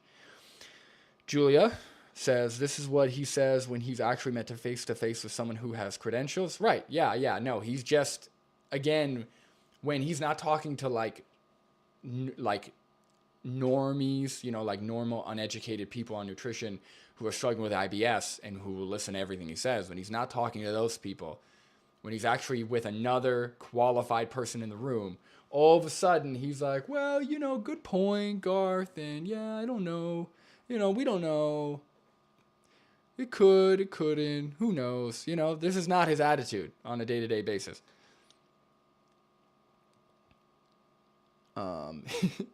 Julia, yeah, his overall message is, I don't know. Yeah, his overall message is literally, I don't know. I barely know anything here. So, we should defer to actual research. That's literally what he's saying. But on his videos, what he actually promotes is he sits down with a big old manly knife and eats a dead animal flesh as if he's curing all diseases and cancer. It's really frustrating. Yeah, goofy. Promoting exploitation isn't goofy, it's morally bankrupt. Right. Yeah, and that's the thing is like, we all know that there are quack doctors out there, right? We know there are doctors who say things just to sell things, right? There's obviously corruption everywhere. But that would be bad enough, right? That would be bad enough if he was just promoting harmful diets or diets that have not been proven to create better health outcomes long term. That's bad enough. But on top of that, it's all of the animals, right? He's literally promoting something that leads people to not forget about consuming some animal products. He's leading people to consume only the flesh of dead animals. And he does the only steak, but like Paul Saladino, it's the secretions of animals. Right? That's crazy. That's crazy. So it's just so bad. I don't know what's going to make this kind of community or these people go away. That's the thing. It's like, once something gets started, it's like, because next month I'm going to be vegan 7 years. 7 years ago, I don't remember such a strong community of carnivores online. I don't remember coming across anything like that. Right? Obviously, there's always omnivorous fitness people and health people and people promoting, chicken, maybe some leaner meats, blah, blah, blah. But I don't remember anywhere near as strong of like a push when it comes to the carnivore thing. So I don't know. We'll see. All right, let's keep going. Really quick. There are victims. Yep. Rich. Exactly. Yeah. Shawn Baker is a complete grifter dingus. Yeah. Humphrey Bubbles. I would have to agree with you.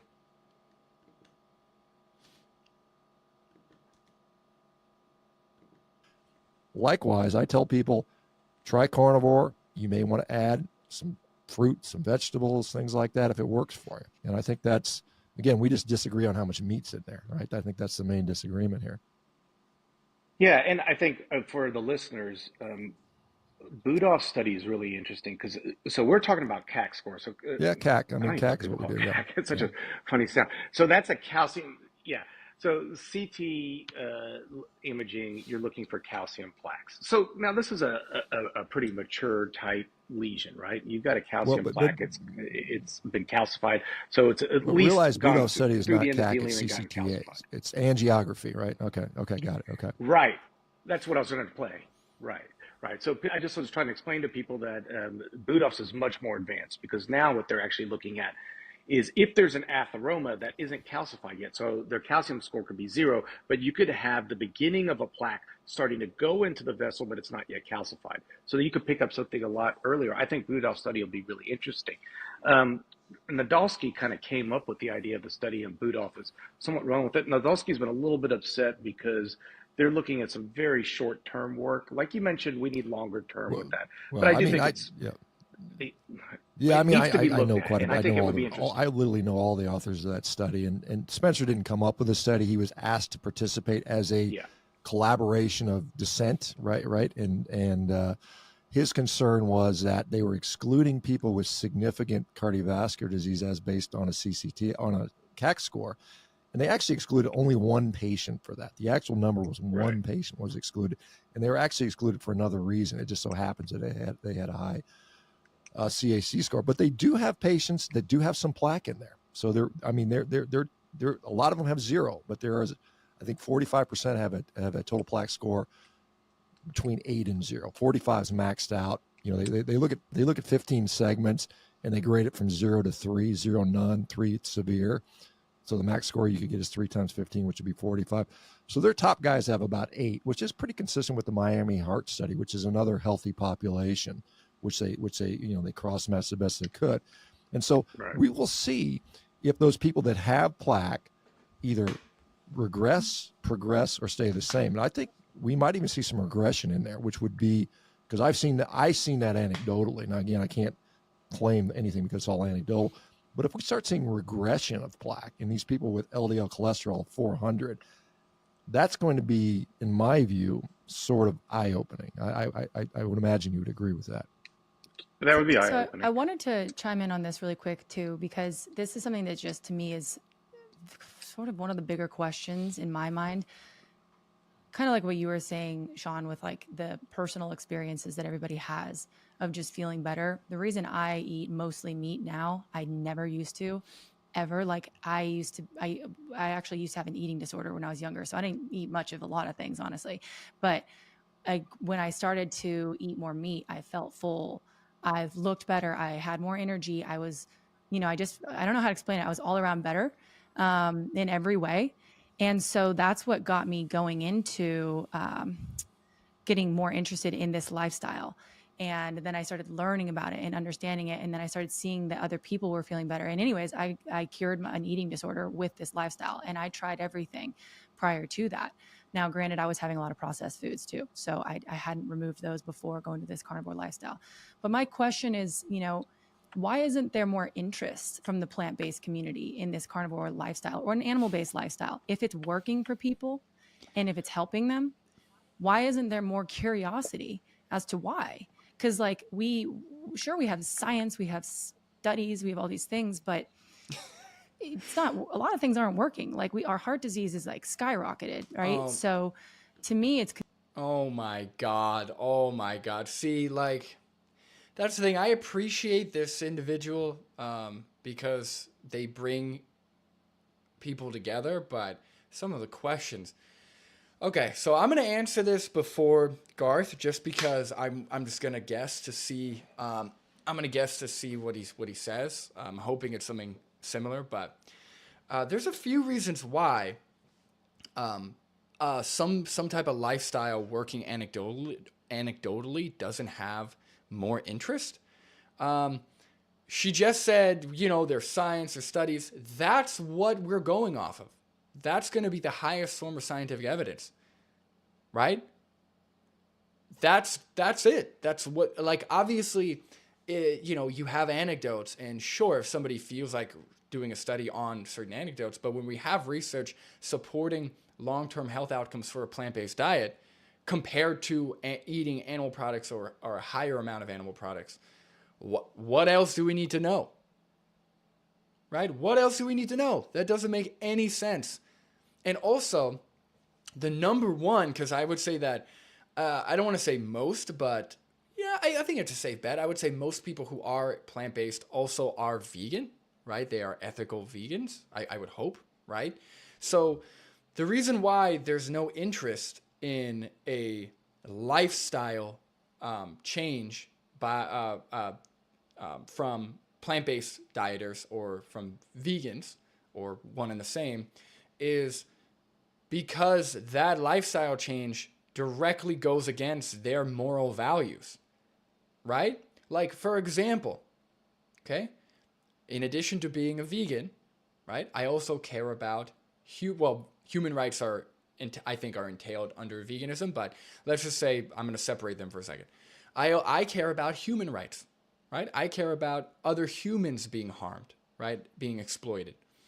Let's say tomorrow that there was a Shawn Baker type figure who came out and started saying, look, I have hundreds of anecdotes where people are consuming the flesh of other humans and all of their diseases are going away. All of their ailments are evaporating. They don't have diabetes. They know they're losing weight. They don't have acne anymore. The chronic diseases, the autoimmune diseases are going away. And they're saying, look, this Shawn Baker type figure is saying, look, there are so many people who are experiencing benefits of eating other human flesh. Why you guys who are promoting diets not filled with human flesh and are against exploiting other humans, why is there no interest for this lifestyle change? Like, why are you guys not more interested? I don't know. Maybe because that's psychotic. Maybe because you don't want to see other individuals be exploited and killed just to cure some ailments that we know can be cured not doing that. That doesn't make any sense. That is clearly, this is what also bothers me. Clearly, people who are on the carnivore side are not retaining what veganism is, right? They're clearly not understanding what we're saying or are just completely avoiding to listen to it. The fact that she has held already multiple debates between vegans and carnivore doctors, and maybe the problem is that it's only focused on nutrition and not about the ethics or the moral position of veganism.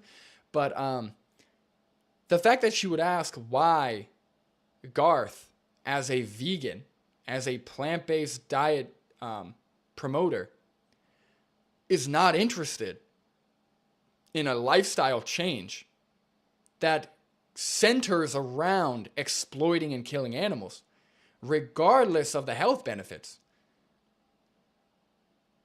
The fact that she's even asking that tells me that she is not retaining anything. She's either not listening, or she has never explored like veganism as a moral position separate from diet and lifestyle.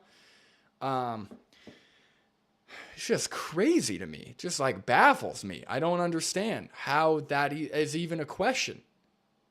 Right? Again, I feel like we're doing this fight where it's like we're trying to tackle and prove the nutrition right of not exploiting animals for food, and then trying to not exploit animals for food. Why don't we do it the other way around?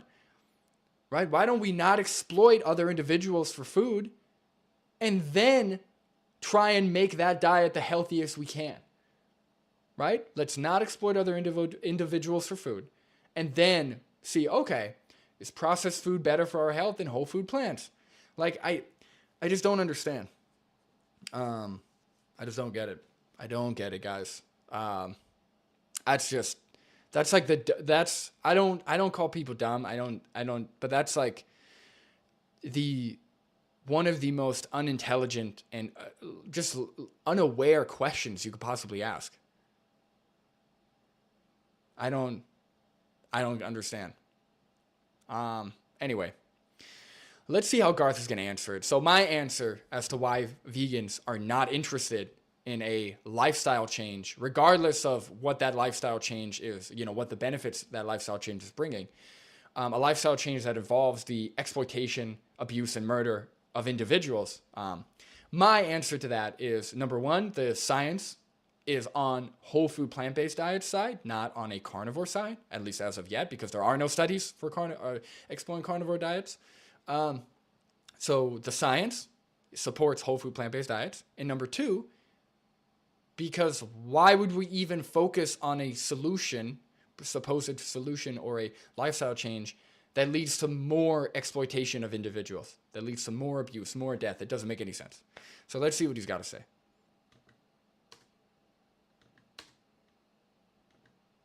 Confusing, because it's like, why do we get so stuck on ideologies, and why aren't we looking, why isn't this kind of a conversation happening more often? Do you know what I mean? So does it at all are you curious about why this might be working for so many people? And also, sorry, by the way, can you just don't click the little pen, if you would. Yeah, I was picking up on the thing. I was doing it too. Yeah. Okay, so a few things. Why isn't it curious? I mean, a lot of people are plant-based, not for their health, right? So those people are not going to be curious no matter what you show. This is an ethical decision for them, and that's not an interest. The other thing is, you can't throw away data. I mean, we've got a lot of studies. I mean, I've got a whole table here, if you want me to start going through studies that associate meat with heart disease, especially, of all things. Now, unprocessed meat does a lot better than processed meat. So we could get, Shawn brought this up earlier, and it's going to be true on a plant-based diet too. There's a healthy meat, healthier meat, and there's a healthier plant-based diet. But there is a clear, in multiple studies, showing long-term consumption of meat is associated with our number one killer, heart disease. And this is in multiple different cohorts in multiple different parts of the world. Whether you're looking at Epic, whether you're looking at Venice, whether you're looking at Shanghai, whether you're looking, I mean, there's so many different studies. I've got books and things on it. So there's definitely a correlation. I don't think you could throw that away. And I think feeling better is not necessarily the answer. So you could feel better and yet still be sick. I mean, there have been some, and we've seen it on both plant and animal side, but we've seen some very famous people, Charles Poliquin, people like this that are like big, muscular, six-pack abs, drop dead of heart disease. All right. And so I don't know that you could necessarily say I feel better means I am better. You could feel better just because. Really quick, yeah. So number one, he said studies, and number two, that's a great point. I always love how even she tried to pull before I was underweight or whatever she said. I was sick, whatever, and then I started eating. I switched to carnivore, and I got fuller, I got healthier, more energy. Now she admits she was eating processed foods, and also we don't know what she was eating. So, number one, if you are feeling bad, there's no reason why you can't feel better on a plant-based diet, right? I feel like what I find most people do is from most ex-vegans, if that's even possible, but most ex-plant-based dieters do is they go plant-based, they eat whatever they think or whatever they hear they should be eating. They don't actually track anything. They don't go see a nutritionist. They don't get their blood work done.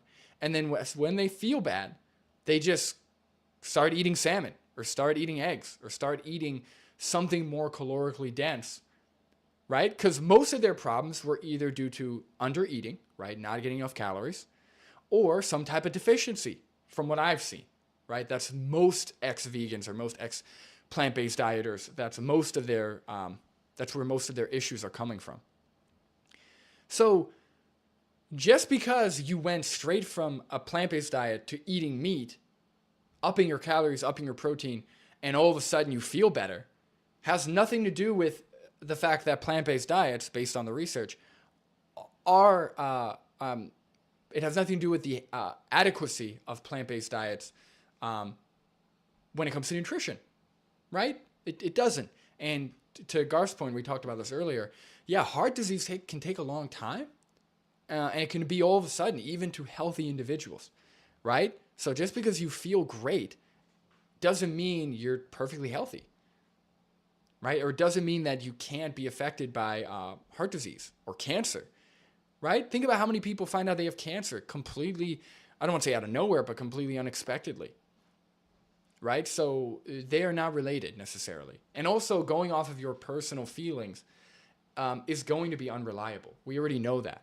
We know that how we feel as individuals is useful for like maybe individual choices and making sure we're following who we are as people. But when it comes to our health, when it comes to harming other individuals, we can't just go off of how we feel, right? We got to follow the science. We got to think about the victims of any action that we decide to carry out. So let's see what else he's got. Because you're not eating as much junk food. You take anybody on a standard American diet, I don't care what you do. You put them on a meat-based diet, you could put them on a vegan diet, they're going to feel... Well, I mean, I think it's dangerous to use Charles Poliquin or what was the guy, Bob, the Biggest Loser guy. I mean, because, I mean, for every one of those headline-grabbing, anomalous, lean guys that has a heart attack, there's 5,000 couch potatoes with a big belly. I mean, the cath labs are not lined up with lean guys with abs getting stents. I mean, we know it's all what we're seeing there. So I mean, it's just like I could say somebody smoked it's anecdotal. And lived to 100. I mean, great. There's people that do that. So to me, that's not, I mean, I think generally people that are really quick, sorry. How about the irony of Shawn Baker saying, you know what, maybe Garth, you shouldn't use an anecdote, even though most of these carnivore people, all they use are anecdotes. He's like, Garth, I'm going to have to stop you there respectfully. That, my friend, is an anecdote.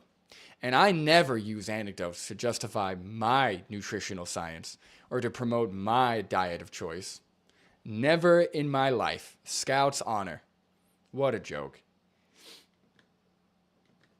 Generally healthy are generally healthy. And they feel good, they look good, they perform well.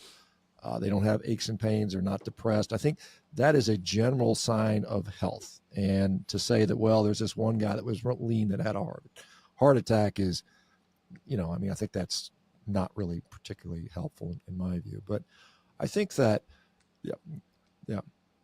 I don't disagree, but I think that there are subclinical markers that we need to look at that may tell us something about the future. It's interesting to me with LDL cholesterol and inflammation. Inflammation is kind of interesting to me because inflammation is all over the place, right? But we do know that there is this idea of inflammatory aging or inflammaging, as they're talking about it now. And this is the kind of thing that's going to affect you later in life, but you might not feel it at this very moment. I was looking at a study of Ludwig's, which was another one. So Ludwig is a smart guy, right? But he is probably the head keto expert at this point. And he does this study. This was in 2016, done with Eveling. And they were looking at increases in protein and changes in resting metabolic rate. And they happened to measure C-reactive protein, and it went up in the low protein group. So did urinary cortisol. All right, so these people are definitely under inflammation. They're in their low protein group. And interestingly, in every study he's done since then, they don't measure C-reactive protein or urinary cortisol. Was that just a Barrett finding? That aside, because there's other studies showing increases in C-reactive protein. But my question would then be, were those people feeling bad? And the answer is no, those people weren't feeling bad. They were feeling fine. They didn't know that they had an elevated urinary cortisol. They didn't know that their C-reactive protein was higher. They thought they were doing fantastic and they had an increase in their resting metabolic rate. So it's these kind of subclinical things that as you mentioned, C-reactive protein is a non-specific acute phase reactant, and it, you know, a lot of things can drive it up. I mean, in my experience, when I see people on a carnivore diet, initially their C-reactive protein will go up in many cases, but by 2-3 months, it's no longer elevated. And so I think it's just stressful to change diets. I mean, it doesn't matter what diet you go on in many cases. It is a stress on the system. A lot of people are. I mean, we know there is a phase where, you go from high carbohydrate to primarily fat-based. There's enzymatic upregulation that has to occur. There's cell types that populate the gut that change. Those things take weeks to do. And so some of these studies where we're looking at, particularly these short-term studies, which I am also not a fan of, you do like the Netflix twin study. I mean, it was 8 weeks. I mean, that's not long enough to make any real sort of clinical outcome measures. I mean, we're measuring a couple biomarkers, which may or may not mean what we think they mean. So I agree with you about the need for long-term studies.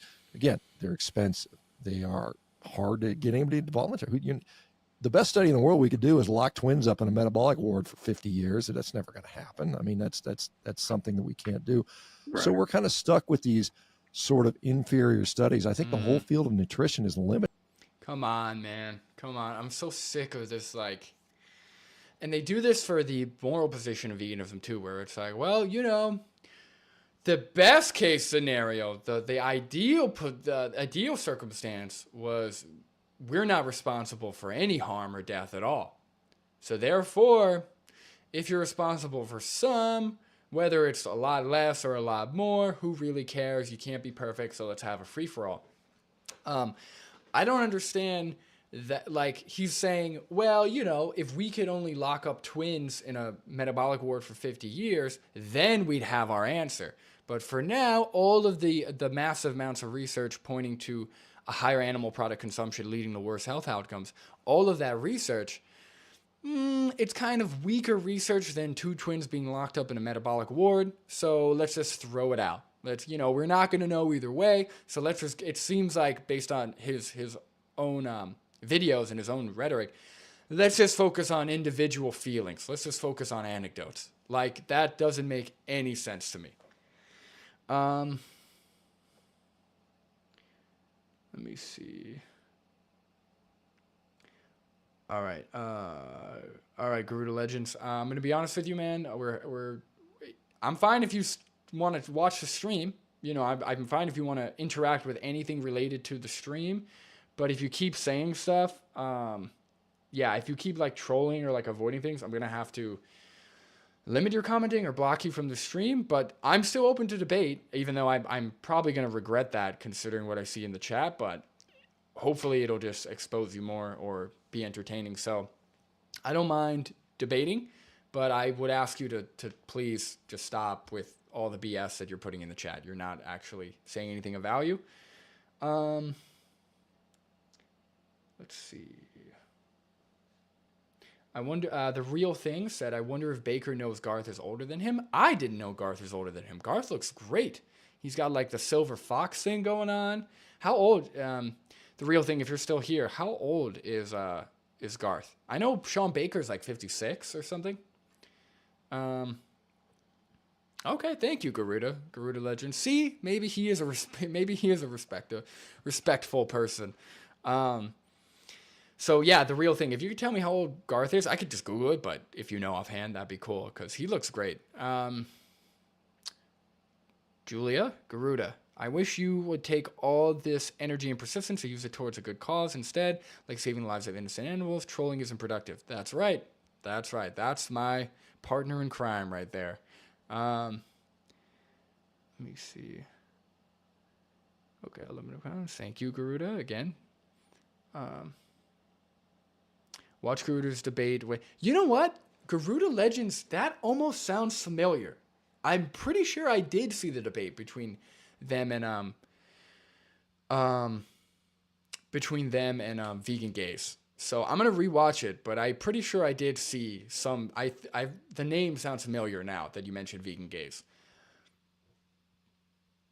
Yeah, I was going to say that about appearance. Garth looks way better. Yeah, Garth definitely looks great. Now, there's a lot of factors that influence how you age and what you look like. So I definitely don't want to say Garth looks that way because of the diet or anything, but there are a lot of plant-based eaters, a lot of vegans who do just so happen to look really good for their age. So that's really good. Recommendo says, where's Jasmine? Yeah, unfortunately, if you came for vegan gains, I am not vegan gains. So this is a different type of live stream. So very funny. Recommended dose. Yeah, maybe I'll have my Jasmine on in the form of Julia on the next one.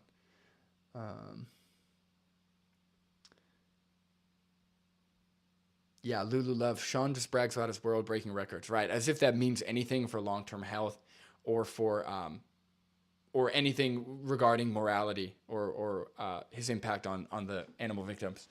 Yeah, it doesn't make any sense. I'm so sick of people using like physical performance or like their physical accomplishments as like a marker for anything meaningful. Like, good for you. Like, if that's a goal you had and you accomplished it, awesome, good for you. But who cares? Like, that nobody cares. Julia says Garth is glowing. Honestly, yes, he is. I looking at Garth makes me look a little forward to kind of going gray, or getting like the silver thing going on. It can be a good look.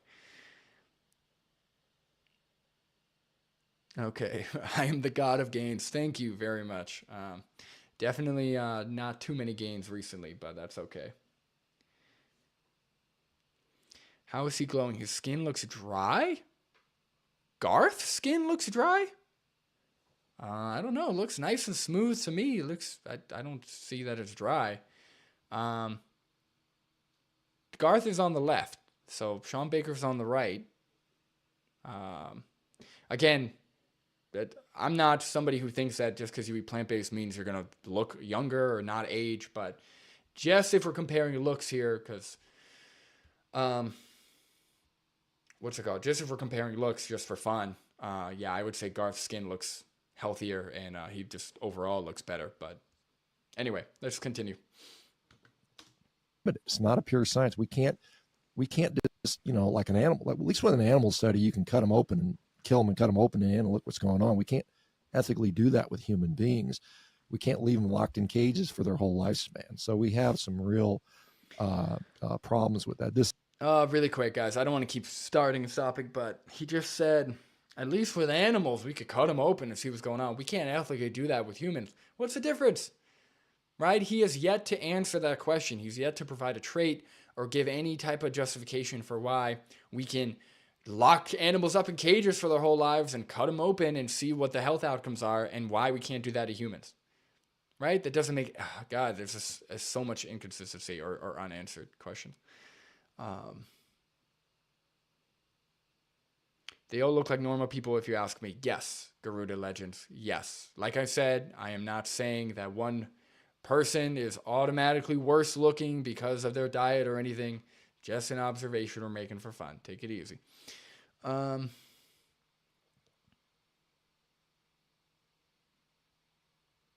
Yes, Music Junkie, I agree. Can't really judge health based on looks.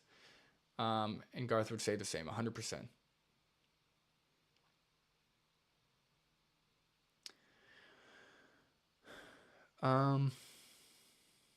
Is it Funny Stursty? Funny Sturst? Sorry if I'm butchering that. But yeah, I agree. Shawn definitely doesn't look bad for his age, especially because he's got, he's definitely in shape. Oh, Zach Attack. Oh my God, dude. Hello. Sup. Yeah, take it easy with the chats. If there's any non-vegans or anti-vegans in here, just be cool and we're good. Right, Leon, I agree. Yeah, the only difference is that animals are more vulnerable and can't stand up for themselves. I don't understand this whole logic of, because an individual can't talk or they can't stick up for themselves, we are then allowed, or we're more morally justified in using them or exploiting them. If anything, I think we should protect them. We should offer more protection for individuals that are more vulnerable. Yep. Fair enough, Music Junkie. Fair enough. I don't like when vegans use the same tactics carnivores do, like comparing looks. Yeah, that also, I agree. I don't know if you guys saw on Instagram, there's been this trend with like carnivores being like, when I was vegan, and they show a picture of themselves and then they go carnivore and it's like a very similar picture, or they just put on makeup, or like it's somebody who just got in really good shape because they were going to the gym a ton. Like I know Lifting Vegan Logic responded there. Empty Cages Hunter, he responded there. It's really, really funny if you haven't seen that yet. But okay, let's keep going. What is that? A correlation between red meat consumption and diabetes rates?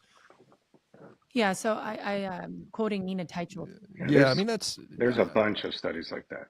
yeah, Oh, don't that Okay, well, don't study, quote me now. I mean to me I look at that and it's correlation doesn't equal causation. We'll see that argument.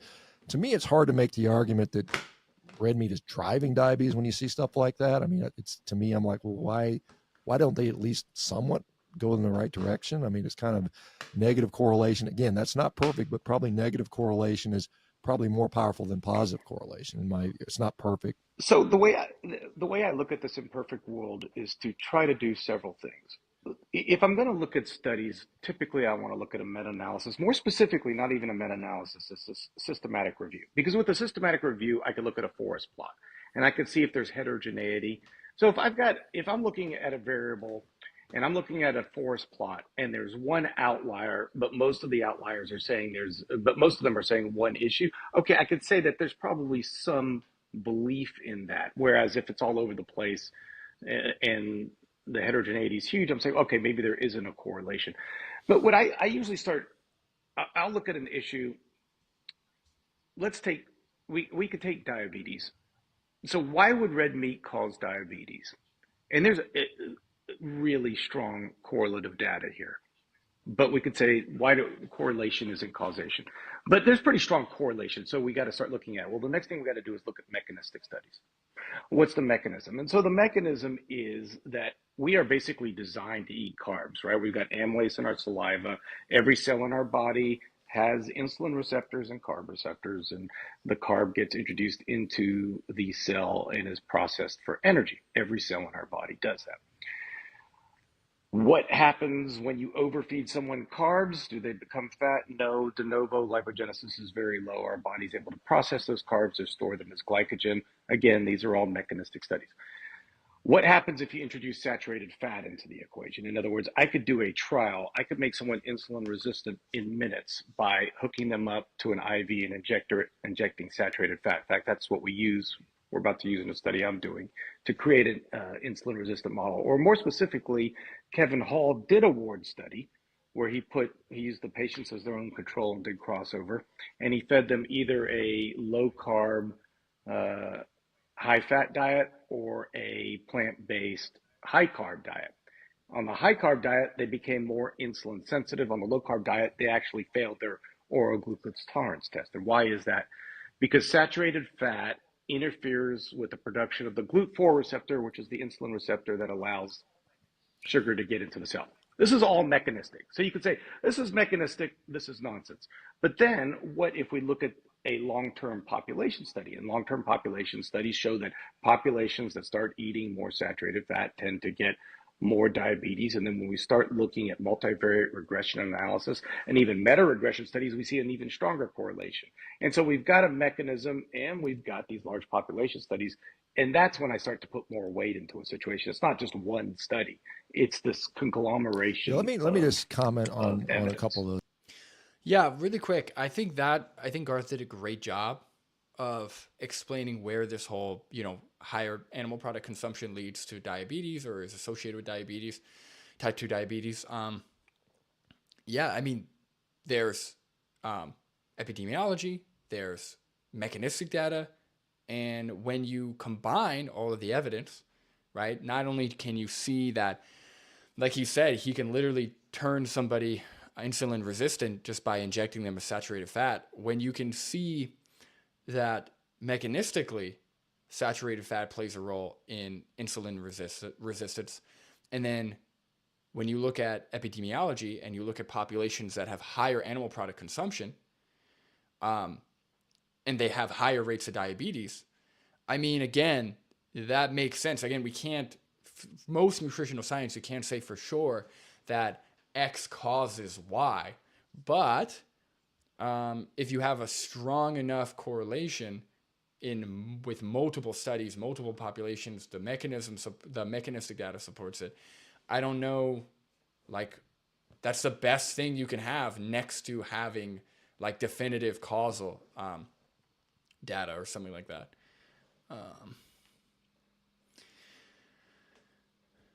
Oh no, he said we are designed to eat carbs. They're about to get triggered. Yep. Yeah, the design to eat is always really funny. Yeah, tough, tricky choice of words there, Garth. I'll give him that.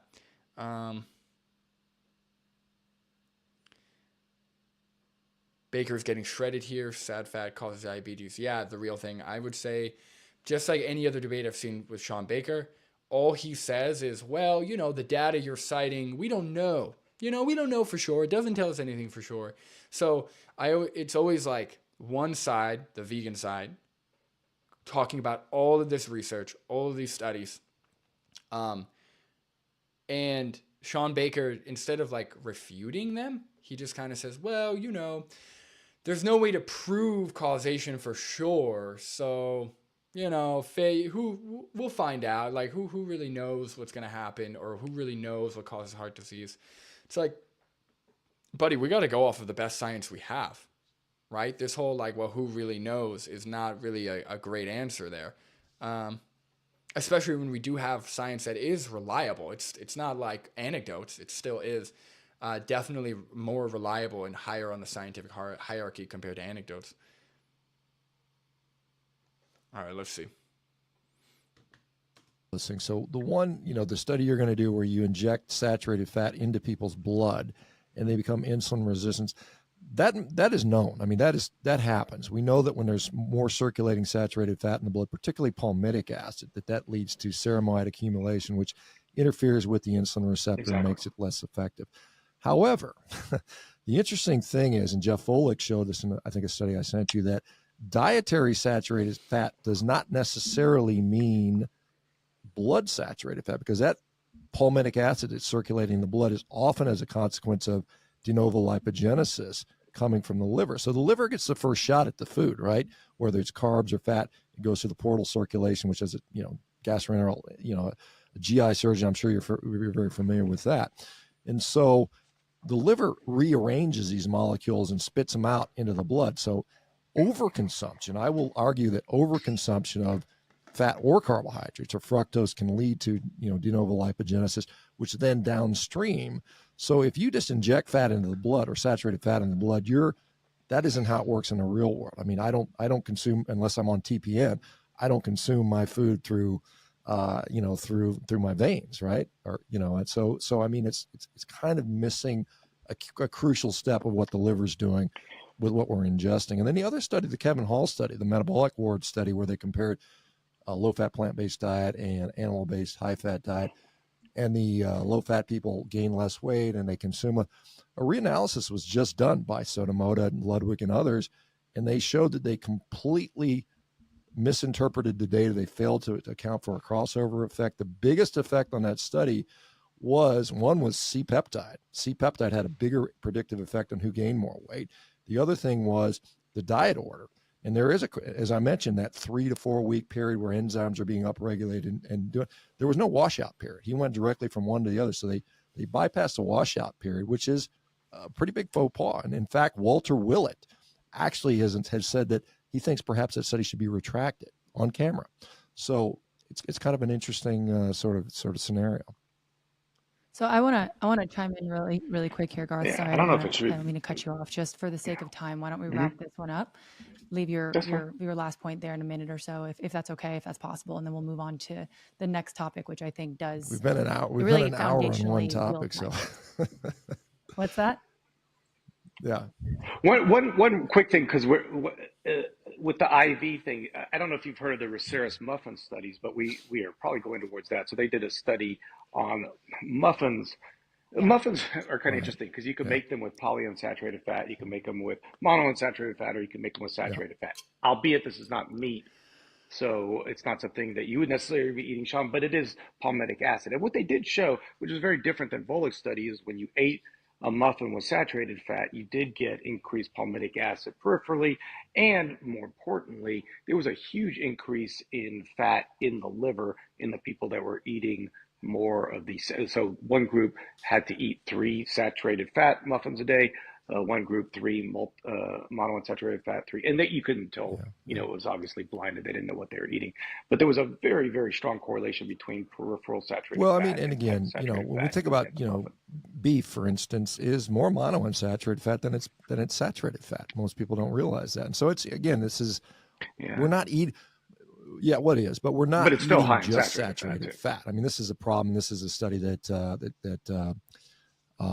Jack study, the state of the art review on saturated fat, and saying that when you're eating whole foods, a steak is just not a bunch of saturated fat. It's monounsaturated fat. It is carnosine and carnitine and choline and all these things that have these, mitigating factors perhaps. And so we can't just, none of us sit down to eat a bowl of saturated fat. No one sits down to eat a bowl of just carbohydrate. I mean, there's all these different things that we have to realize. Foods are different. A muffin with saturated fat is very different to me than an egg. I mean, or whatever, or a piece of steak. So we have to be mindful of where that saturated fat is coming to, how it's presented. A muffin is going to have very different physiologic effects than a steak will. I mean, that's pretty clear. So like zooming out big picture here, it kind of seems that a lot of what you're saying, Garth, is, yeah, we see that a lot of people might be doing better short term with having meat, but the long term results are yet to be seen. Right. And it looks like so much of the data out there shows that long term consumption of meat, heavy eating meat, is very problematic for people over time. And it sounds like a lot of what you're saying, Shawn, is there's a lot lacking in terms of what we have for long-term studies with mostly meat diets, because that's just how this has been designed. We have a lot to learn, but there's also so much benefit that comes from eating meat. It's not just, for example, like the saturated fat that could be problematic. There's a lot more to this that's benefiting people.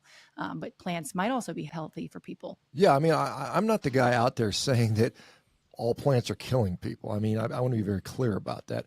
I know there are people in the carnivore space that say that. That's not me. I say for select individuals, yes, sometimes dialing that stuff back is helpful. And I see it just only because I see it clinically on a daily basis. I see people with Crohn's disease and also colitis. When they cut the fiber out of their diet, they do better. And I can't just unsee that. In fact, there is a case series that Harvard is going to publish on inflammatory bowel disease on a carnivore diet. And they're going to show, and they had one, like you said, eating disorder. There's another case series that was published on eating disorders and a carnivore diet. It helps. Yeah. It helps. So again, the question is the long-term stuff. I don't know. I mean, Garth is operating from a position. The Vegan Society was formed in the 1940s. If some guy in England started that, they've got American College of Lifestyle Medicine. They've got the Adventist Health Group. They've got Physicians Committee for Responsible Medicine. They've got the Kellogg's Corp. I mean, a lot of money has gone into studying these things. We don't have that yet. The beef industry has not published a single carnivore study. And I'm actually asking those guys because it's hard to get the money for this stuff. So I was out there on Rogan shaming those guys for not studying this stuff because I think it needs to be studied.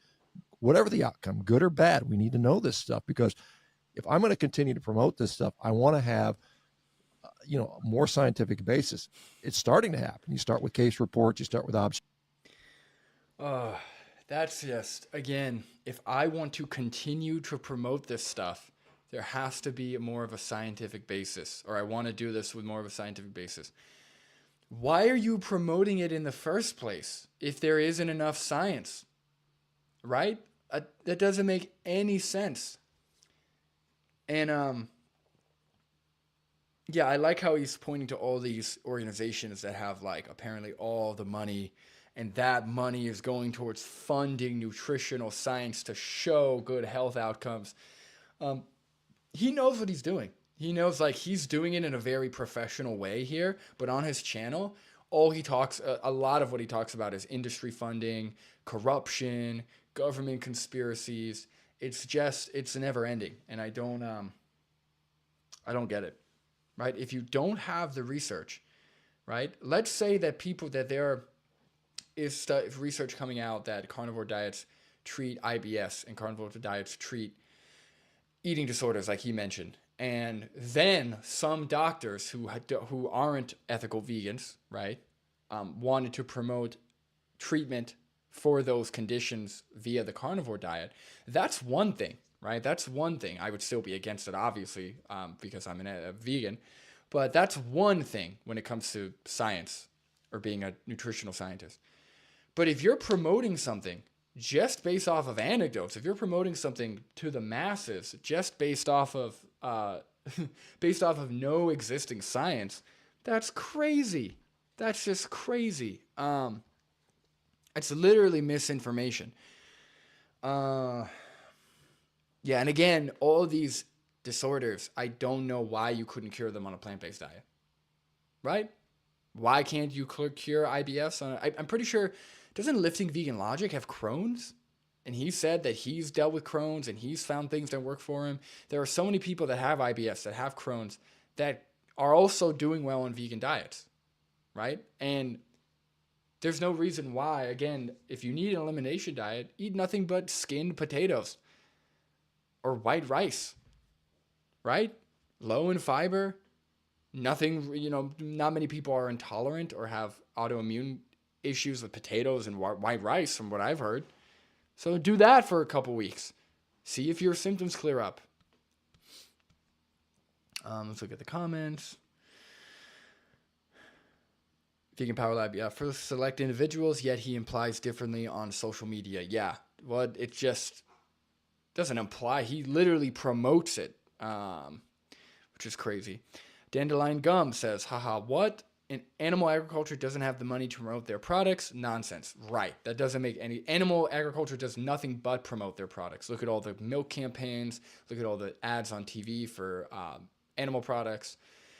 It's never ending, right? I don't remember the last time I saw an ad for broccoli and chickpeas.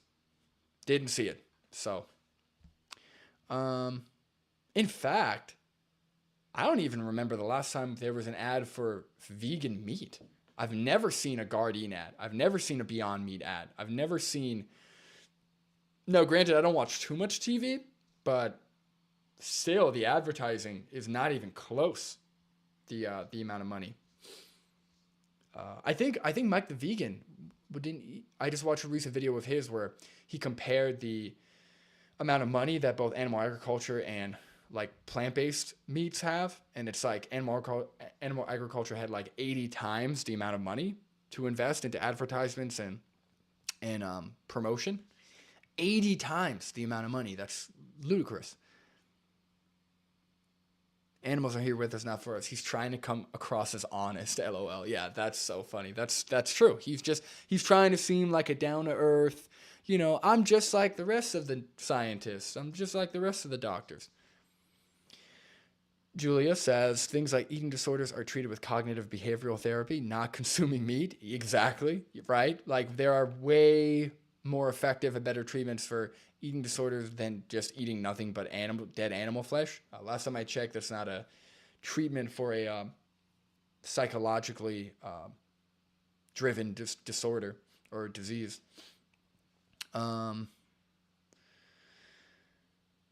Guru Legends, do you think eating omnivore is an eating disorder or just a carnivore way of eating? What? No. What? Are you not listening to the video, Guru Legends? Nobody. So we're referring to eating disorders like anorexia, or bulimia, or something where it's literally disordered eating when it comes to restricting food, over consuming, binging food. It's not about vegan, omnivore, carnivore. Shawn was just claiming that there's studies that will be coming out showing that an all meat diet will improve eating disorders. So I don't know what you're referring to there. Plenty of studies showing Crohn's and colitis remission on plant-based diets. Yep.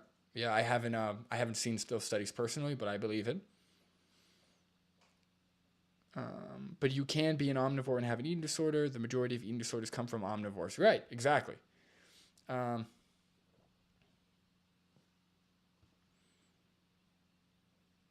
Okay. All right, let's keep going. Observation. Then you do the observational data. Then hopefully you do the interventional trials, which we hopefully will have a couple interventional trials on diabetes this year, because I disagree that meat is causing diabetes. I think it actually causes diabetes to go away, and not just masking the symptoms where the blood glucose goes down, but reversal of retinopathy, reversal of nephropathy. These are things I'm seeing clinically. So I'm like, how do I not only have normalization of blood glucose, the reduction of medications, and reductions in high blood pressure, reductions in nephropathy, reductions in retinopathy? How is that occurring if this is causing the disease? It doesn't make sense to me. So what you guys can see, what I have up right now, This is going to lead into the next question that I have. Again, being clear about my bias, I'm biased toward eating, mostly meat for a healthy lifestyle. So really, I'm actually we asking couldn't for have. your input on this, We Garth, would for what never have been able to if tell. you have any, just based off seeing this image probably for the first time, maybe. But what we're looking at is just an example of how a lot of people in the carnivore, the animal-based communities, once they find that they feel better, they start to question kind of the studies that are done overall and what the source and the funding for those studies is. This isn't pertaining to a particular study right now, but this is with regard to the American Heart Association. I was going to say that's dishonest. These are promoters of high carb diets, which again, that doesn't mean whole food plant-based, and I don't even know what that means, but she's just wording it as if these are the people funding the nutritional studies showing better health outcomes for plant-based diets, and that's not true. So that's weird that she said that, or she worded it like that. And basically what we're looking at is the promoters of what it says here of high carb diets funded by corporate interests. So obviously that's got a little bit of a slant to it, but ultimately these are companies who give money to the American Heart Association. Somewhere between 20 to 50% of the American Heart Association's money comes from these companies. What I'm trying to get at here is the food part up there and the healthcare areas are very confusing for people when we're talking about the American Heart Association. And for anybody who doesn't understand, the American Heart Association is the longest standing voluntary organization that helps to provide dietary guidelines and guidelines in general to prevent heart disease. It was established in like the 1950s. I believe it was after President Eisenhower had a heart attack. And I believe at that time, that was when we started promoting, the American Heart Association started promoting Crisco as the better solution for like fat versus animal fat. Up until that point, animal fat was what people consumed in America, majority of the people at least. And so looking at this, we see kind of like where funding is coming from for the American Heart Association. And what's curious about the American Heart Association as an example is they used to say that 300 milligrams a day. Hold on. Wait a second, guys. Wait a second. Hold on. If I zoom in, do you guys see if I zoom in? Okay. Let's look at this food section. Tyson? Isn't Tyson the huge meat company that makes like chicken nuggets and wings and beef and all that? Tyson, isn't that a huge meat company? Subway? Filled with meat and animal products? Frito-Lay? I mean, I guess chips are a lot of Lay's chips are vegan, but or I guess they're mostly high carb, I guess. I don't know. But Tyson, Subway, Campbell's soups are filled with animal products. They got like chicken noodle, they got beef soups, they got all types of meat-filled soups. So I don't think, it's not like all these companies are vegan and they're funding studies that only support veganism. This is what I'm talking about, man. Like, everything's got to be a conspiracy theory with these people. Like, it's always a conspiracy theory. I don't get it. Like, why? Why are we doing a conspiracy theory? Or why are we focusing on conspiracy theories when we can just focus on what's actually in front of us? I know it's fun. Like, I know it's like, it allows you to align with what you're already biased towards when you focus on conspiracy theory or when you make things up like this. But it would just be so much better and so much easier to just go off of the actual factual information. All right, let's keep going. For cholesterol was like the guiding light. You need to have like no more than 300 milligrams a day. And also that saturated fat was very, very harmful for people. That was kind of why we always had I think it was since the 1980s, 90s, it was like low fat, basically don't eat eggs, all that stuff. Well, interestingly enough, in the last few years, the American Heart Association very quietly kind of like took those off the page, off of their website, but there was no PR statement about that. There was no like, update anywhere. Yet that's up until that point, the guidelines that they were giving the entire country, what's in schools, what's in hospitals was, very low saturated fat, like under 300 milligrams of cholesterol. Those recommendations just very quietly went away. And then you pull up these kinds of companies that are working with them, And so that's to say the people in the animal-based carnivore space are very suspicious of why these studies for plant-based, let's say, or even vegan, who's funding them and how much that matters. So the question is the news media bought and Like Garth's got a owned little by smirk on his face because plant-based he knows it's narrative? stupid. And if so, is there proof of this? Examples might Well, be let me just respond to this Look at him, chart look at because him, I look mean at him. I buy meat from Costco and I see they're on there. There's Whole Foods on there, so they do. There's people that supply meat to their. So I'm not like, oh my God, it's all carbs.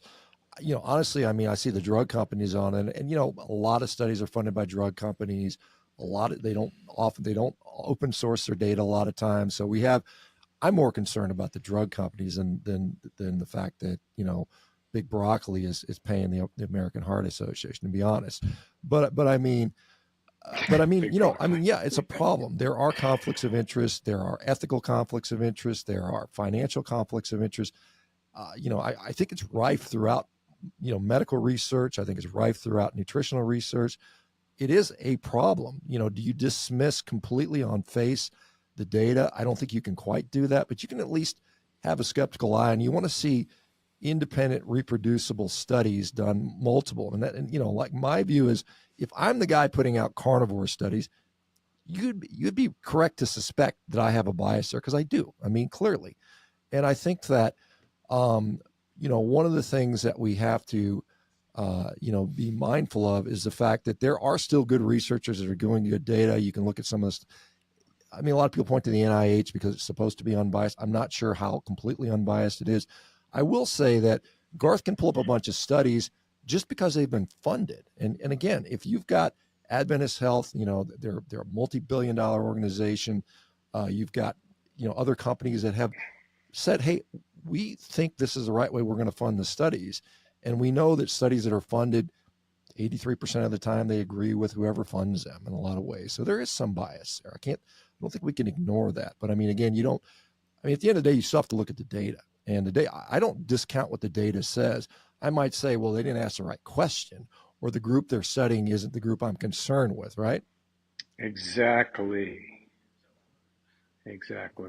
So, there's no, like these groups, so funding American Heart Association isn't funding research. All right. Research, like when I There go we to go. do a research study, I've got to get independent research funding. I don't get it from American Heart. You get it from National Institute of Health.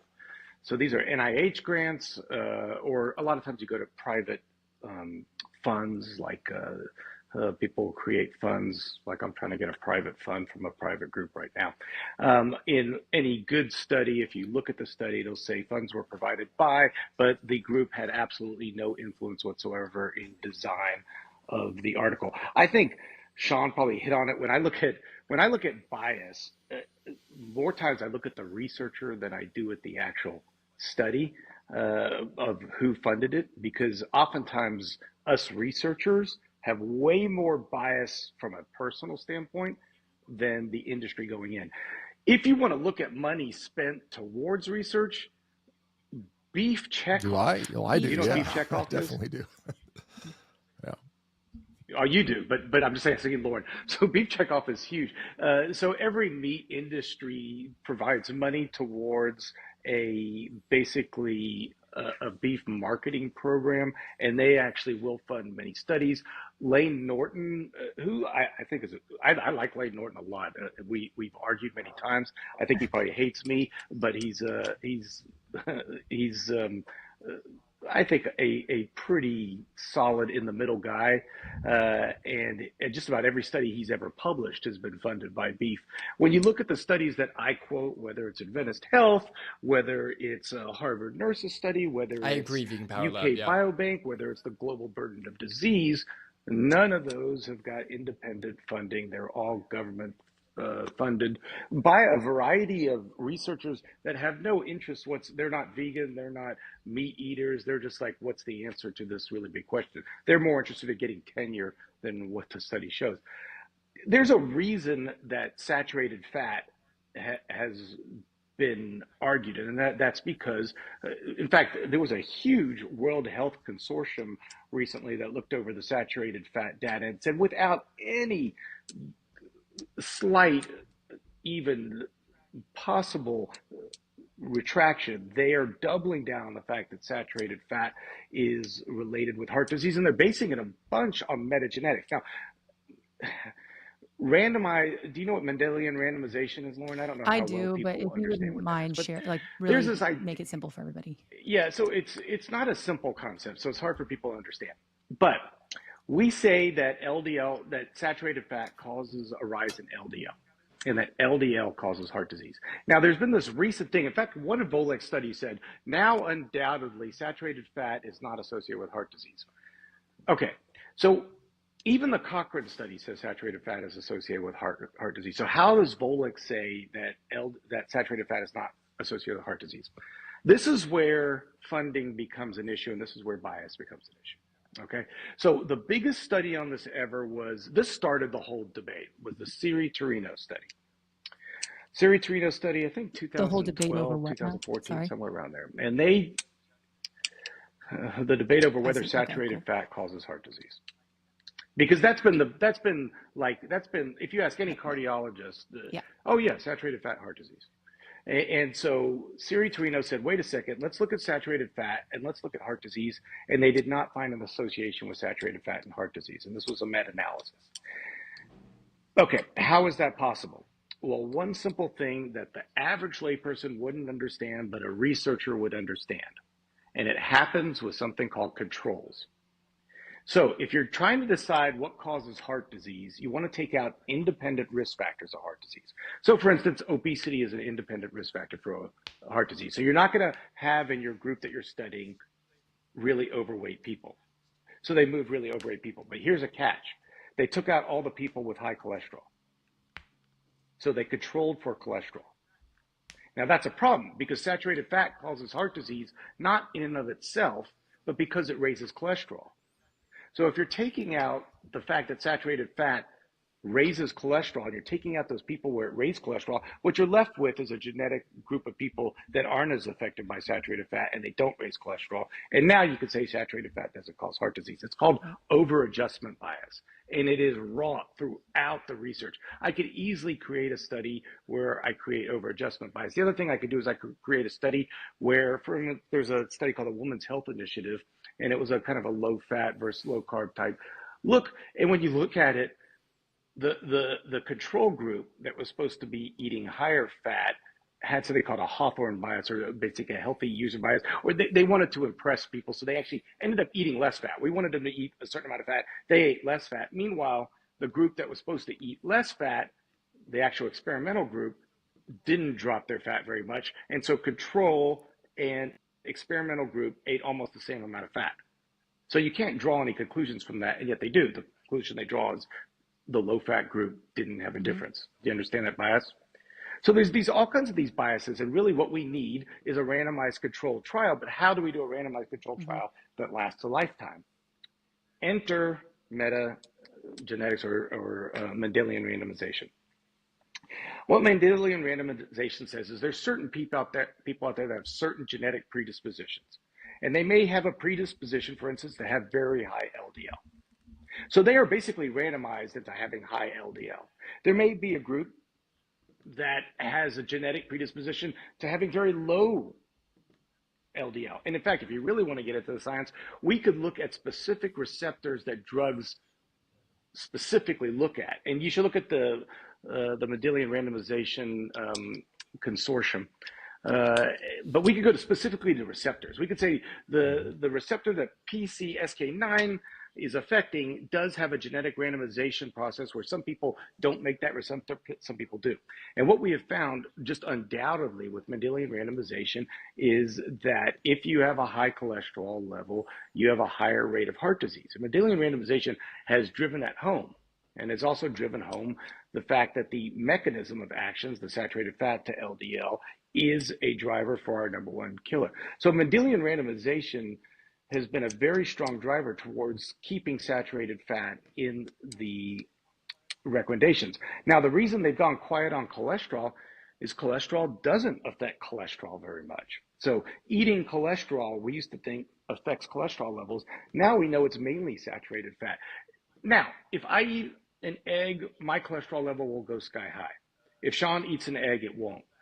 And that has to do with the fact that it's not a linear progression.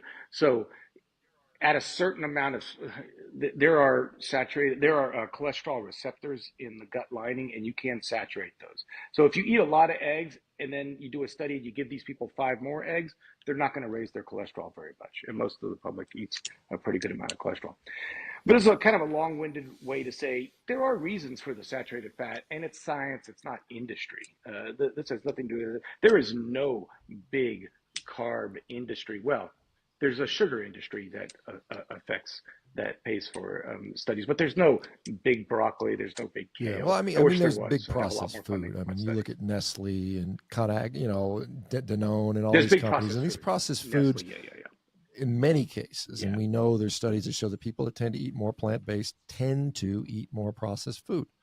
That is known, and so the sort of the perhaps goal might be to get people to eat more processed food by having them cut back on eating meat, because we know what happens when we remove butter from the diet. People eat more margarine. When we remove meat from the diet, they eat more. Unfortunately, they're not eating lentils and beans. They're eating more processed food. That's just what happens. And there's some market forces that want to drive that, in my view. Mendelian randomization studies are not bulletproof. There are some concerns around what does a genetic defect actually do? We've talked about with pleomorphic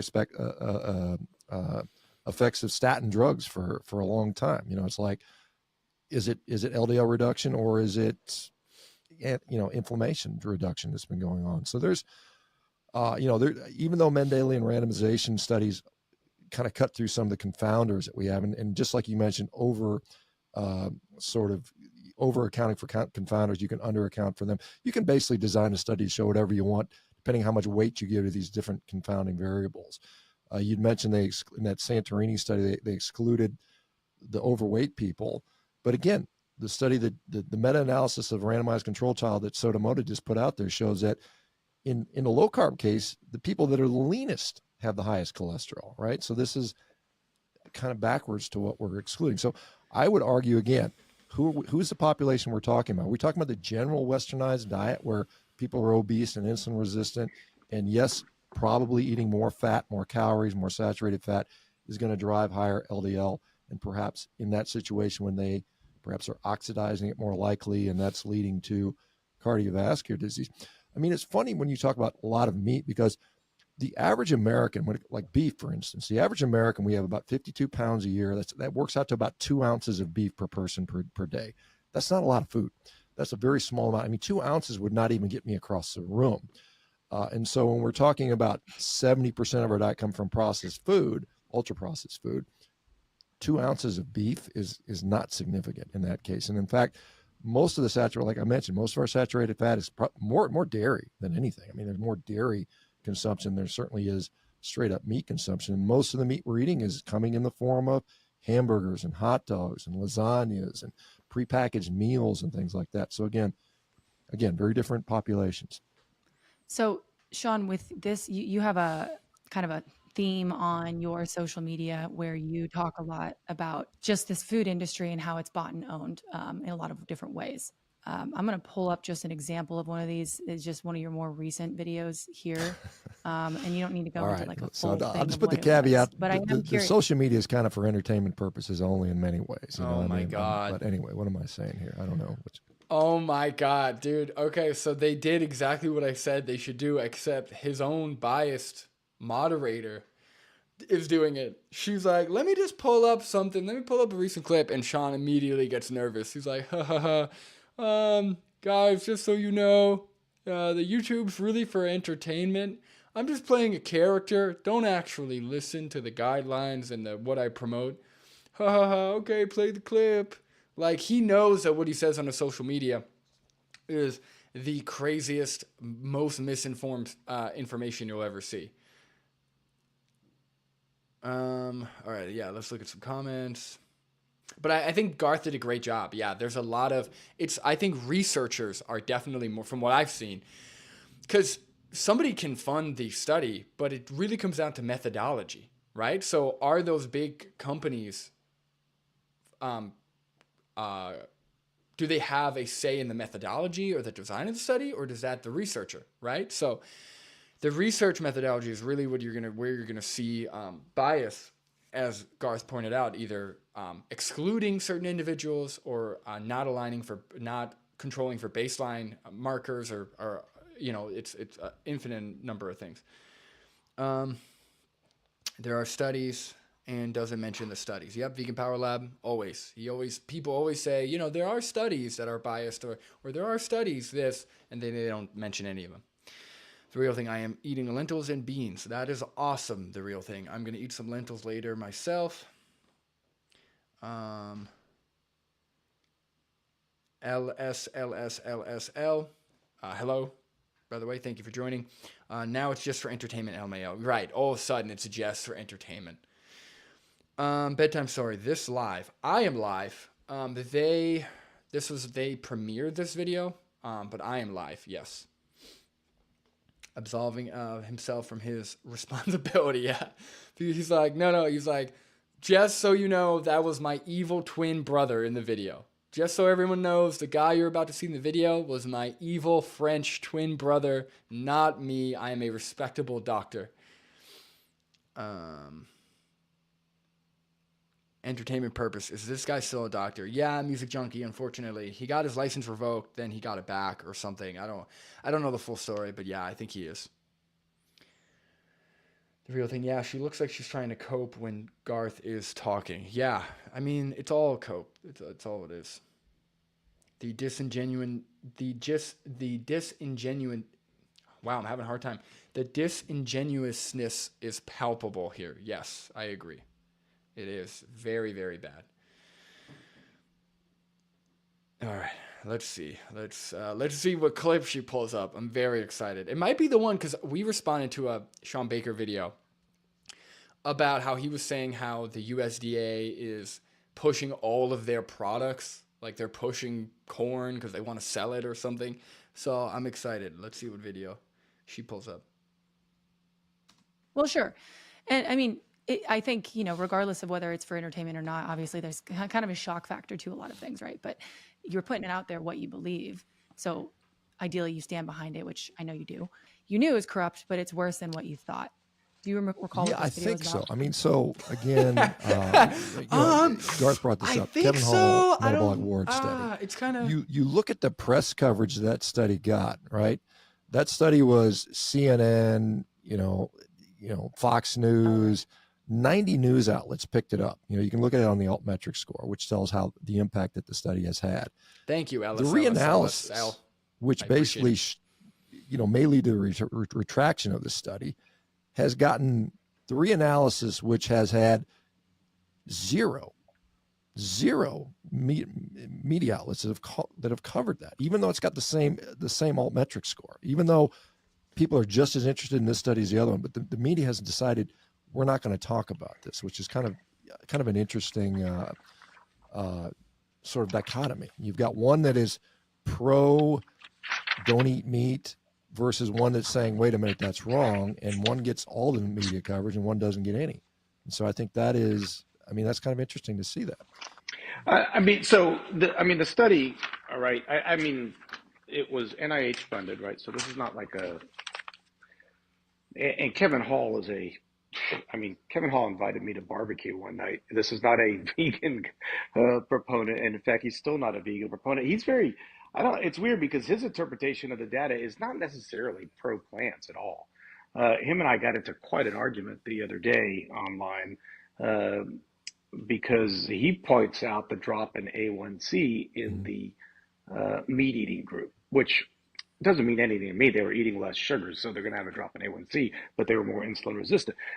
Regardless, I don't know that your listeners really care about this, but this is not a biased guy. This is about one of the most respected nutritional researchers in the world doing a study that was about as well controlled. I will agree with you on one thing with this study is I wish there was a washout period, but he just couldn't afford to have these people leave the ward and come back. And because they had what Ludwig wants to do and look at the data of whether or not, the way the study was organized is there were 40 people, 20 people started with a low fat, carb, right. 20 people started with the plant-based, and then they switched.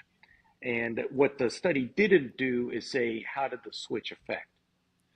And so that's what Ludwig's trying to do. In other words, if you started with a high carb, and then went to a low carb, is that different than if you started with a low carb and went to And the what high they carb showed without was a washout? about a threefold And difference more than the effect of what the study showed. So, I mean, it was impactful and significantly impactful. And that's why they published the reanalysis. And I think it's something that says, hey, maybe the conclusion.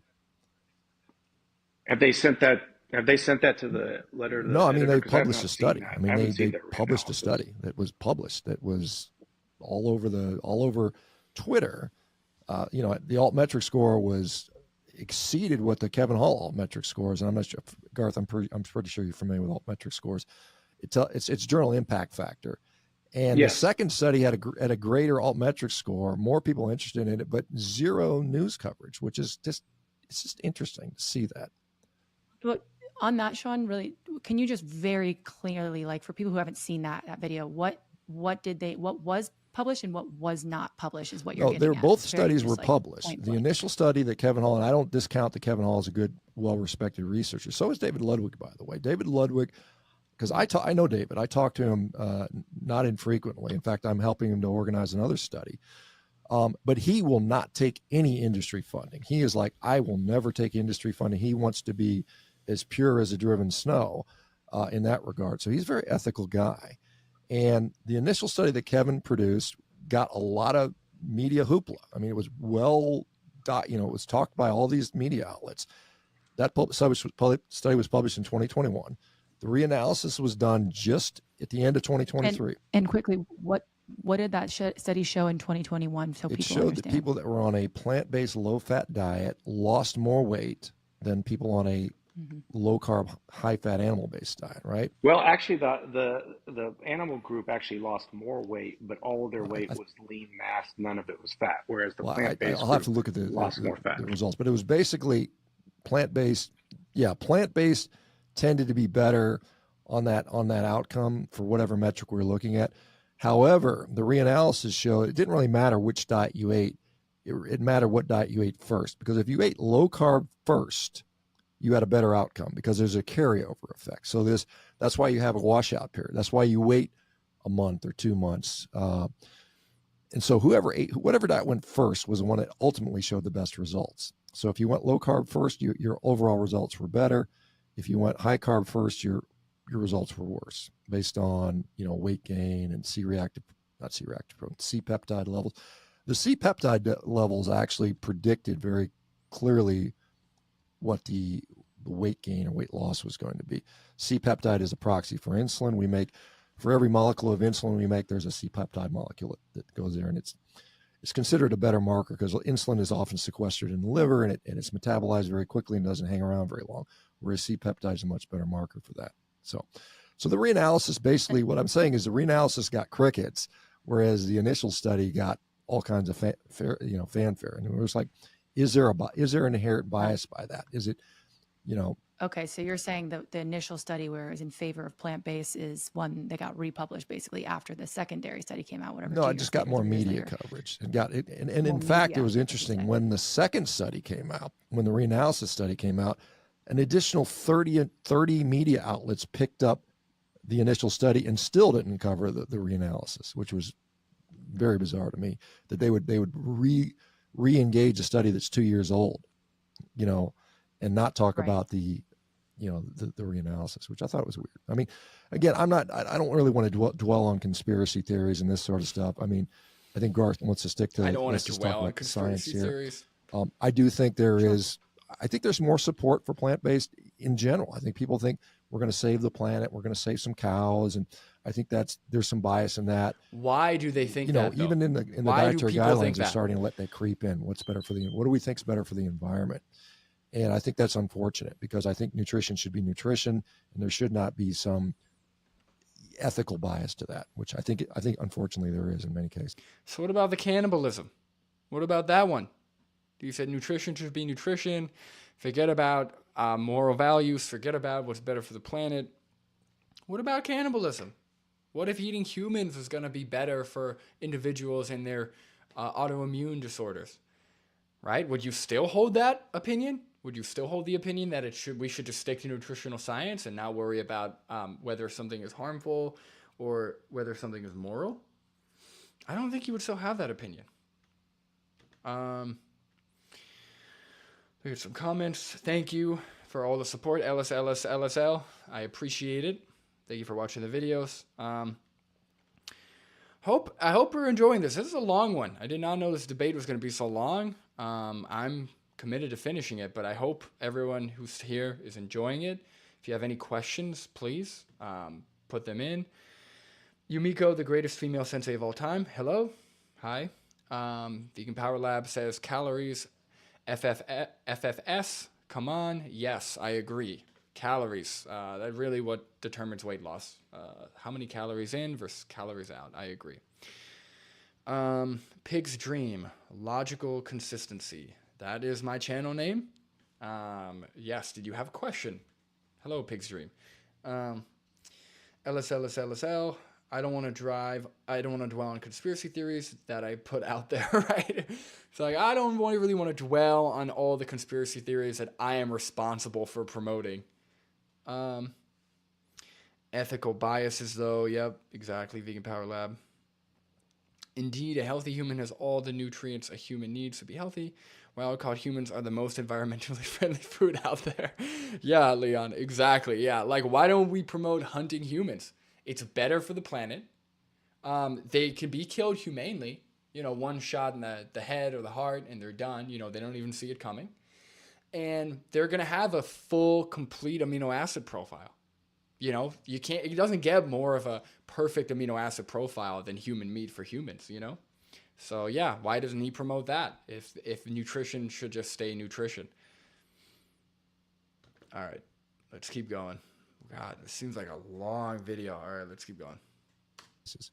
Yeah, that's a tough one. So I testified at a few years ago for the USDA for the dietary guidelines. I was flabbergasted at the amount of lobbyists at that thing. There were a handful of doctors, and the rest was just lobbyists. And it was very full of meat, dairy, and egg. I mean, it was a huge meat, dairy, and egg constituency. I mean, it was really amazing.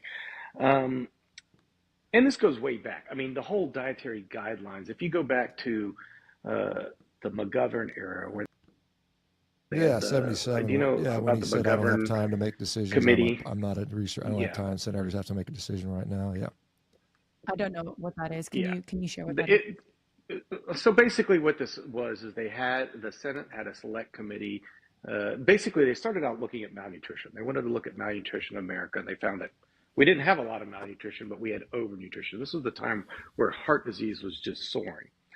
And they held the series of committee meetings, and they were very contentious. And it was a very good example of industry getting involved.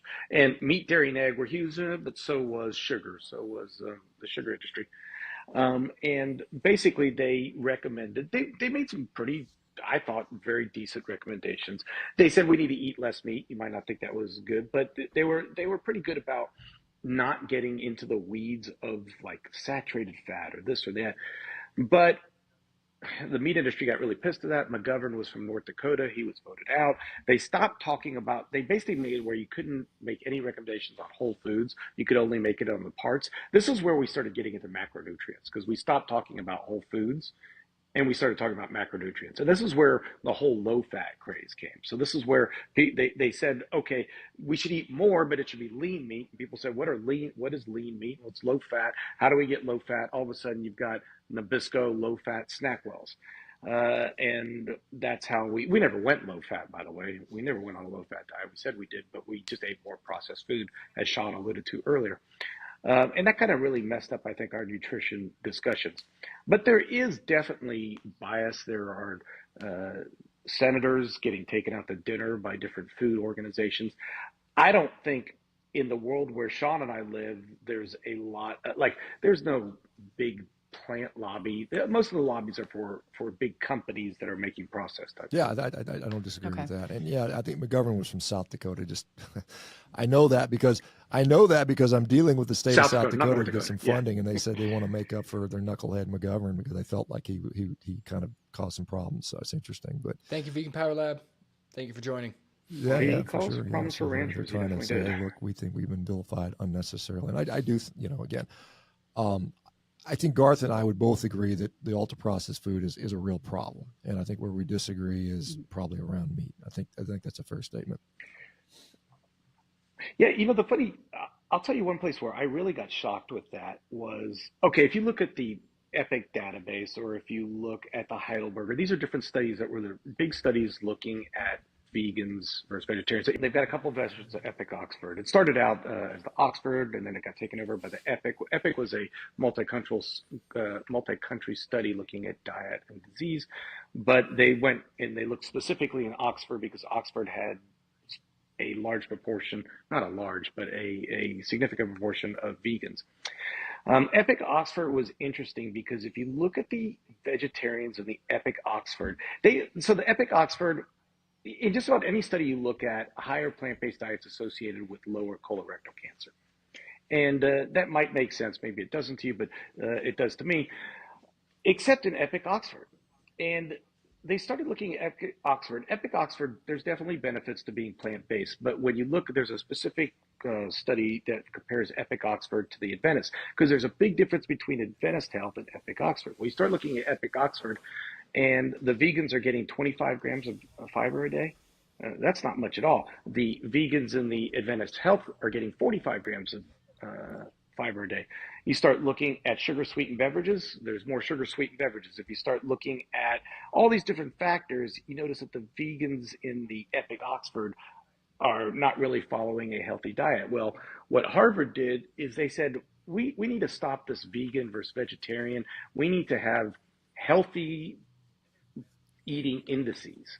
And there's Mediterranean indices, like a scorecard where we take a group of people, we look at what they eat, and then we make a score for, are they eating towards a Mediterranean diet?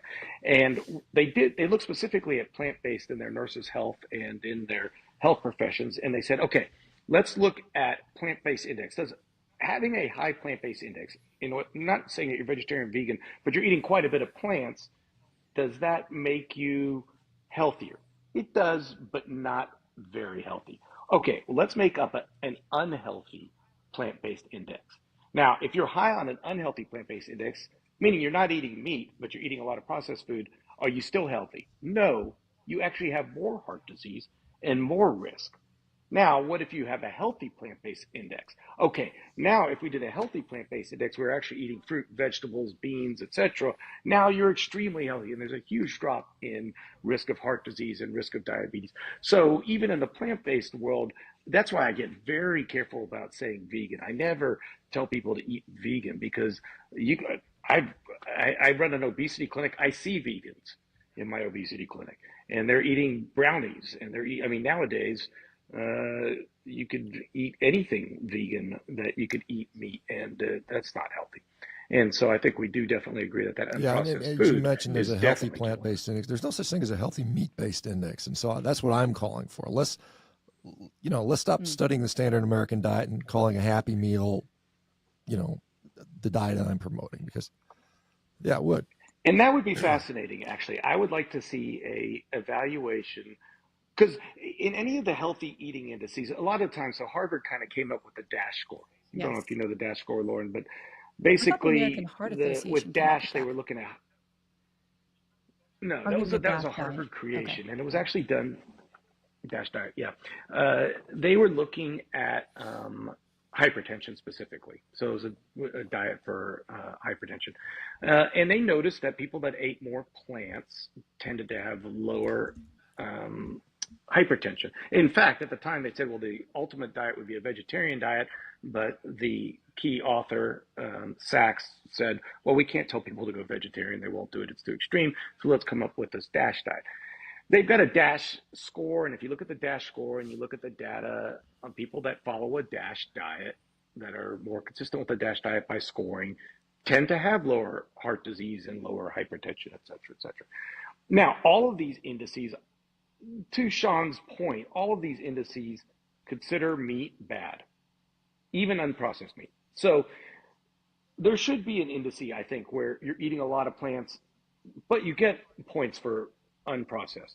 Sorry, Lauren, but I can't ever give points for your bacon. Bacon, processed meat comes up bad in every single study that's ever been. It is so dramatically bad. But unprocessed meat, okay, let's come up with a healthy score that includes vegetables and fruits, but has a healthy moderator meat. has It would been be interesting silenced. to see how a healthy meat-based index does to a plant-based index. That hasn't been done. There's a lot of controversy around bacon actually within the animal-based community, carnivore community anyways. There's a lot of people who are for, I mean, Shawn, you could speak to that probably way better than I can. I personally don't eat much bacon. I think it tastes damn good, but I rarely eat it. I really don't want to eat it. It's not that I'm worried about it particularly, but I just don't have a desire to eat. It's kind of weird how things change.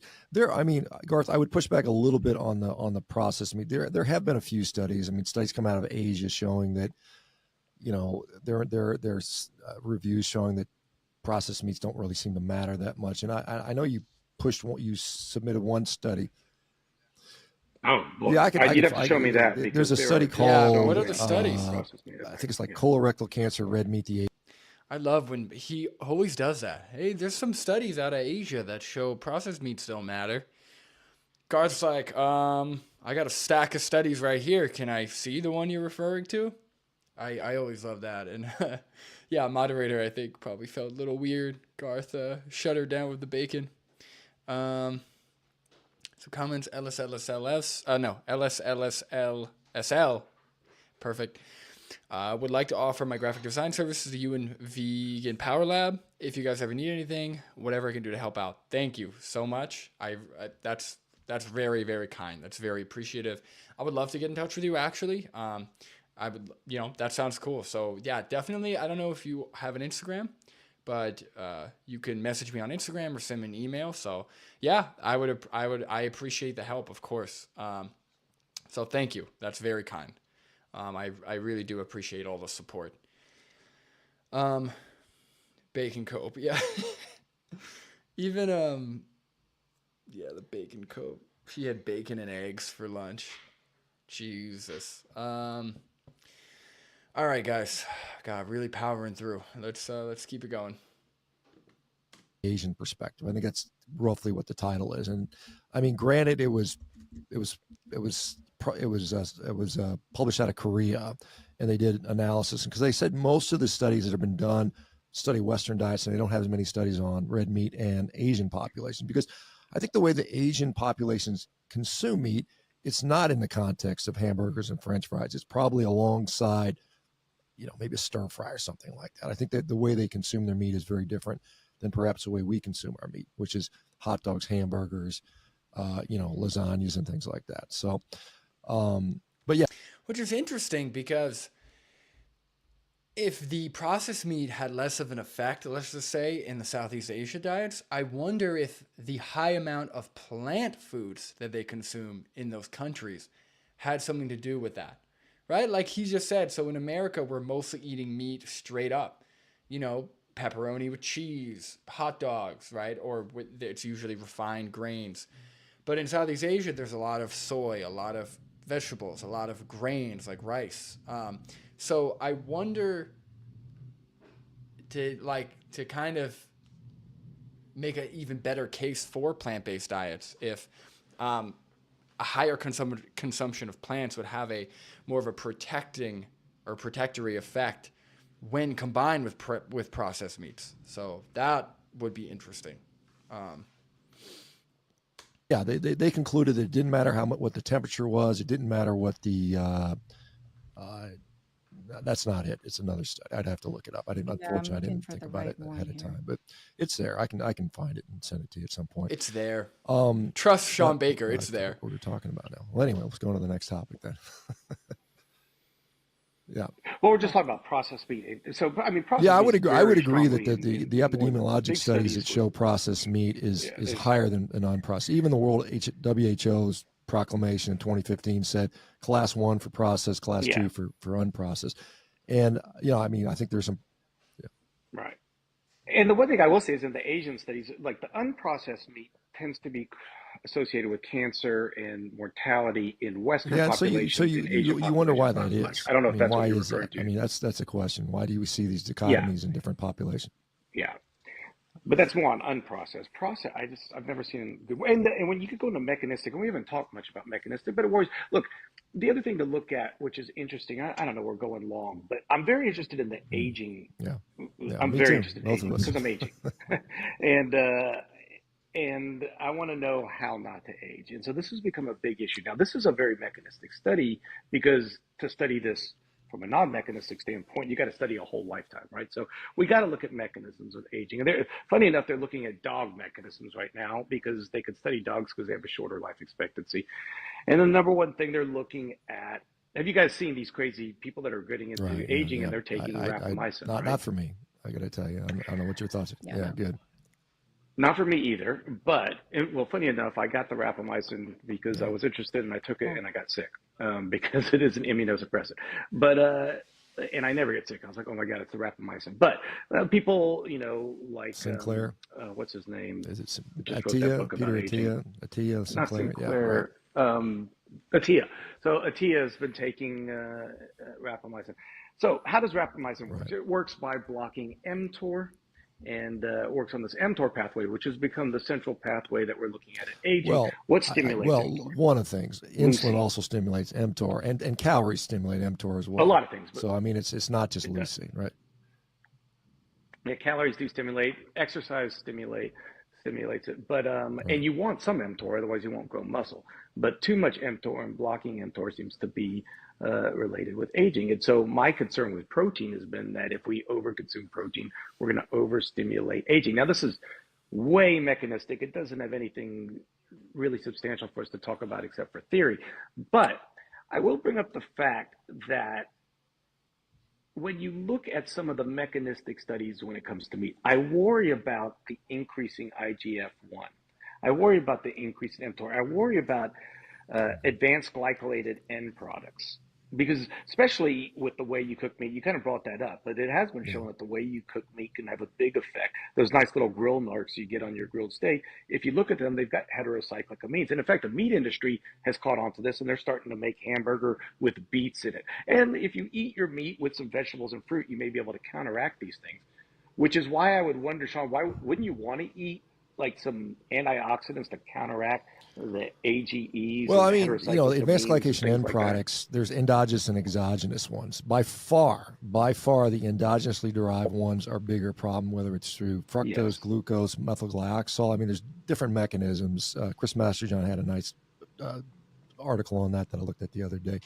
And so I'm not so concerned about the exogenous ones. And we have, it's interesting, like these, we hear a lot about like sulforaphane in broccoli sprouts and how it's hormetically beneficial to us and upregulates certain enzymes. It's interesting because the way these HCAs and polycyclic aromatic hydrocarbons are detoxified, they use the same pathway as sulforaphane, and they get the same sort of hormetic stress effects, I think, that they do with that. So, I mean, and you mentioned, most of the data on whether, heterocyclic amines and so on, N-nitrosyl compounds are bad for us, are usually very high dose, done in rodents, in doses that most, I'd have to eat a lot of burnt steak, right, to obtain those levels. And so if we look at we're obviously colorectal cancer is a big one with meat. I mean, there's some evidence that prostate and breast, but it's mostly been colorectal cancer. But if you look at the risk factors for colorectal cancer, WHO says 17% relative risk per, I think, 50 grams of meat or something like that. And then you compare that to other risk factors for colorectal cancer: obesity, chronic inflammation, diabetes, particular inflammatory bowel disease, where the relative risk is like 3,000-fold, right? And yet I see people that go carnivore. They're no longer obese. They're no longer diabetic. They no longer are, exhibiting signs of inflammation. Their IBD goes away. To me, it's like your risk has gone down by most of these risk factors. Maybe that 17% that the WHO put out there is, what's the net effect of that? So what is the net effect? And I don't know. I'm just like, I don't know. I suspect that getting rid of Crohn's disease is going to protect you from colorectal cancer more so than not eating meat, in my view. But it's, again, as you know, mechanistic things are based on what, though? You can't rely on those in isolation because there's lots of mechanisms going on. And you might have a negative mechanistic thing, but you might have a positive mechanistic thing. Yeah, it's like I mentioned earlier, it all goes into like a bigger picture. Like, let's take prostate cancer. We've got a mechanism for prostate cancer. Right. If you look at acromegaly, so people that have acromegaly, really high IGF-1, they have a very high rate of having prostate cancer. And so does IGF-1 cause prostate cancer? Well, if you look at the health profession study out of Harvard, the people that ate the most dairy, and dairy is a strong promoter of IGF-1, they had the highest amount. Dairy was very strongly correlated with prostate cancer. Now, again, we don't have causation. We've got correlation, and we've got a mechanistic study. Well, then we could do a randomized controlled trial. And so Dean Ornish did a randomized controlled trial where he took a group of people with Gleason 4 prostate cancer. It's an early stage prostate cancer. PSA, I think, was 7. Put one on a normal diet where they were eating meat. The other group went on a vegan diet. Criticism of the study is they also did meditation and yoga and stuff like that. I don't know what mechanism that is for decreasing PSA. But what you saw in the plant case group is a very strong decrease in PSA and a very strong drop in IGF-1. And so now you've got a mechanistic study, a randomized controlled trial, and a large population study. That's how I can't definitely say causation, but where there's smoke, there's fire. I'm gonna chime in here really quick with this too. So to keep the conversation going. So I kind of wanted to just ask some bullet questions because I think a lot of people, we get in the weeds. It's impossible. It's tough to answer without nuance sometimes. I hate bullet yes or no's. I know that it depends in a lot of ways, but anyway. I know. I like to do just a list of questions here, just to kind of help people get an idea of how they can proceed, because it's tough hearing all of this, and then just being like, okay, now what do I do, right? And so, if you're not studying this stuff, it's almost like you just want to throw your hands up and you're like, screw it, I'm just going to eat the burger and I'm just going to eat the fries and I'm going to have a milkshake. Don't do that. Whatever. Don't do that. Most of us say don't do that. Don't do right. that. Yeah. That's not what we're neither. Well, that's neither great, of us because that leads into my first question was, I want to find some common ground here. And what I would ask you, Shawn, is do you think that processed food is one of, if not the biggest contributing factors to why people's health has been deteriorating? Well, I think there's a clarification. I mean, ultra processed and processed. I mean, processing can be minor. I mean, cooking is processing for a way. So I mean, ultra processed foods, 5 or more ingredients that you can't find in your kitchen. Normally, it's things that got weird names. Mono and poly, diglycerides, things that have weird names, all these weird ingredients. I think those are problematic. Clearly, I know there's dietitians out there say there's no bad food. If you have an ingredient that's a weird name, I vehemently disagree with. I think there's some terrible foods out there. When you go to the store and there's food that's blue, don't eat it. Right? I mean, it's just ridiculous, right?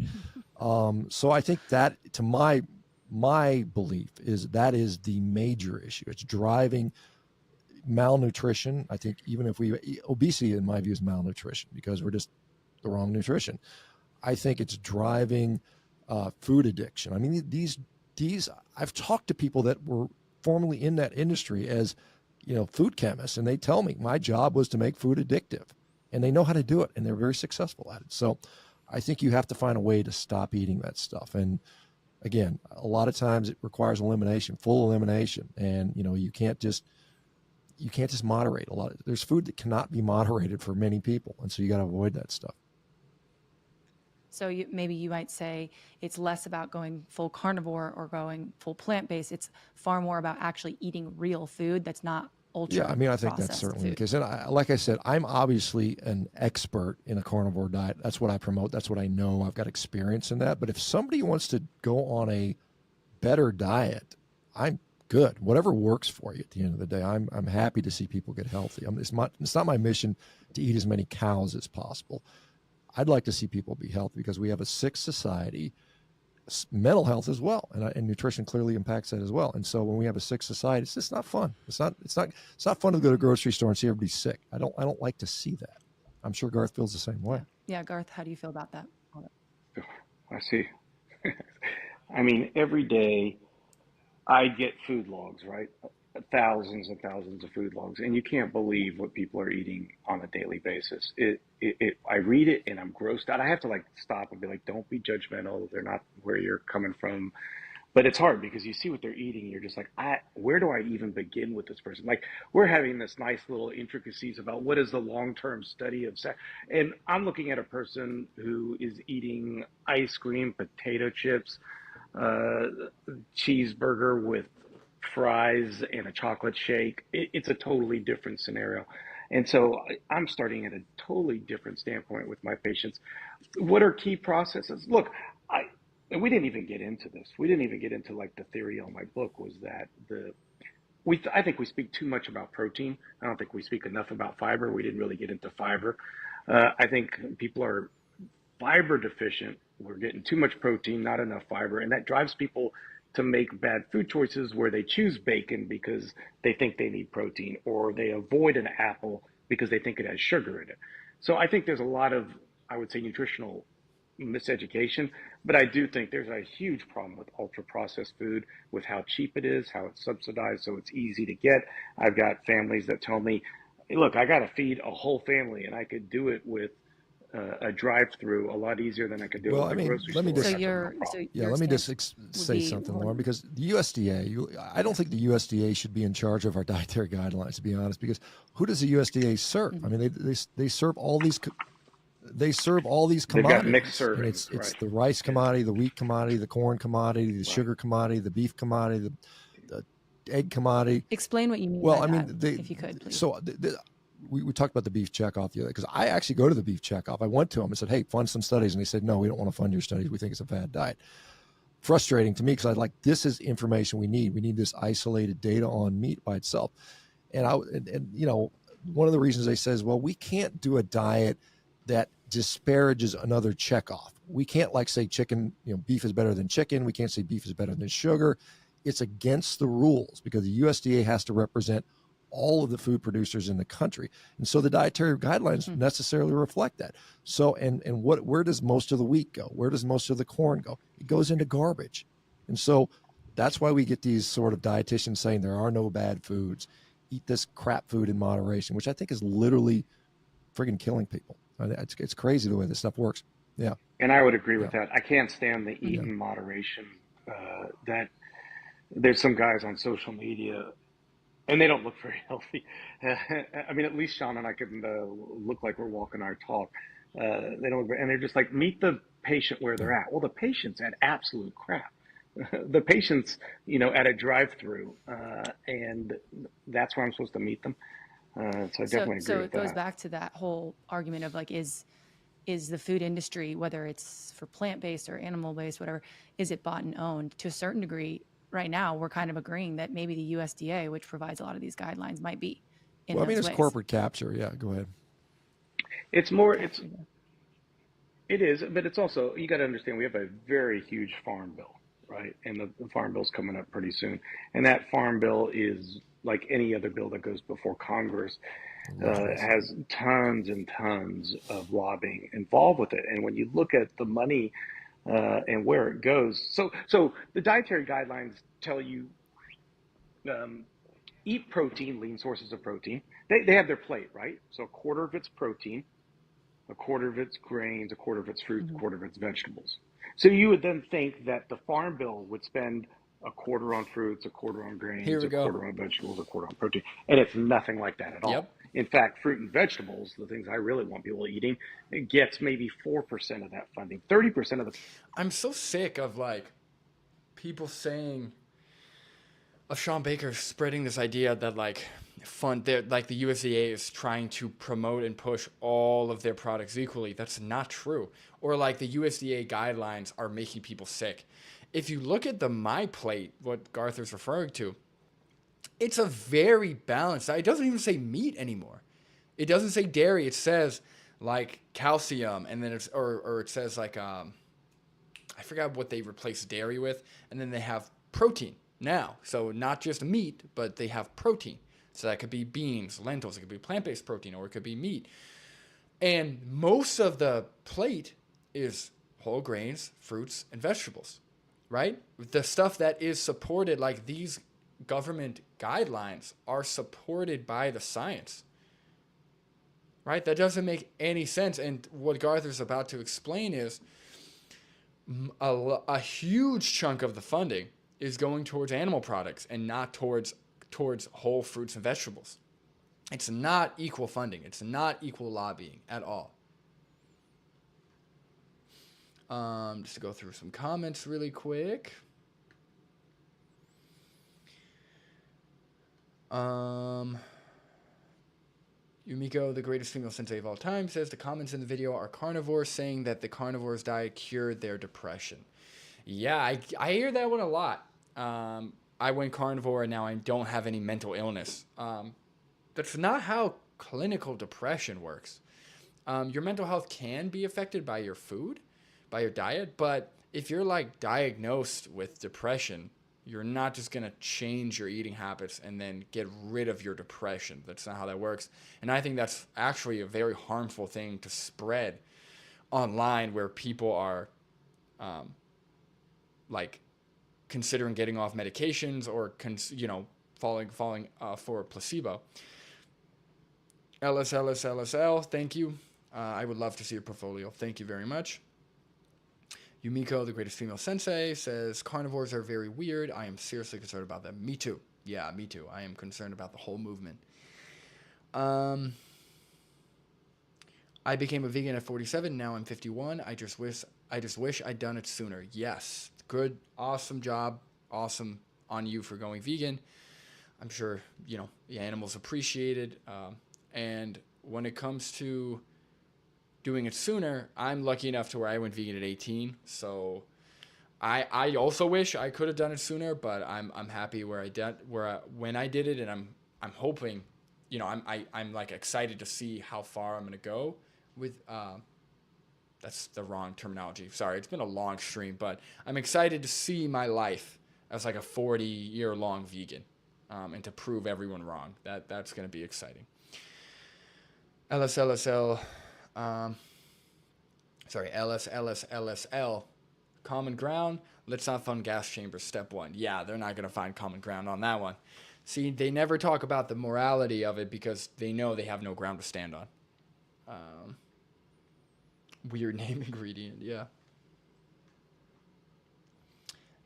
Yumiko, the greatest female sensei, says carrot is a weird name. Don't eat carrots. Yeah, how about broccoli? Any ingredient with a weird name. Dandelion Gum says carrots are bright and scary. Rich says it's not fun for the cows either. 100%. Yeah, absolutely not. That's the thing. Like, we're going in reverse. I think if we focus on the victims and then what's healthiest for the victims, if we focus on the victims and then what's healthiest for us second, we can, that would ultimately end up being a better position. Support the AFA, vegan lobbying group fighting to change the farm bill. Huh, okay. I haven't heard of them, so that's good to know. The AFA, okay.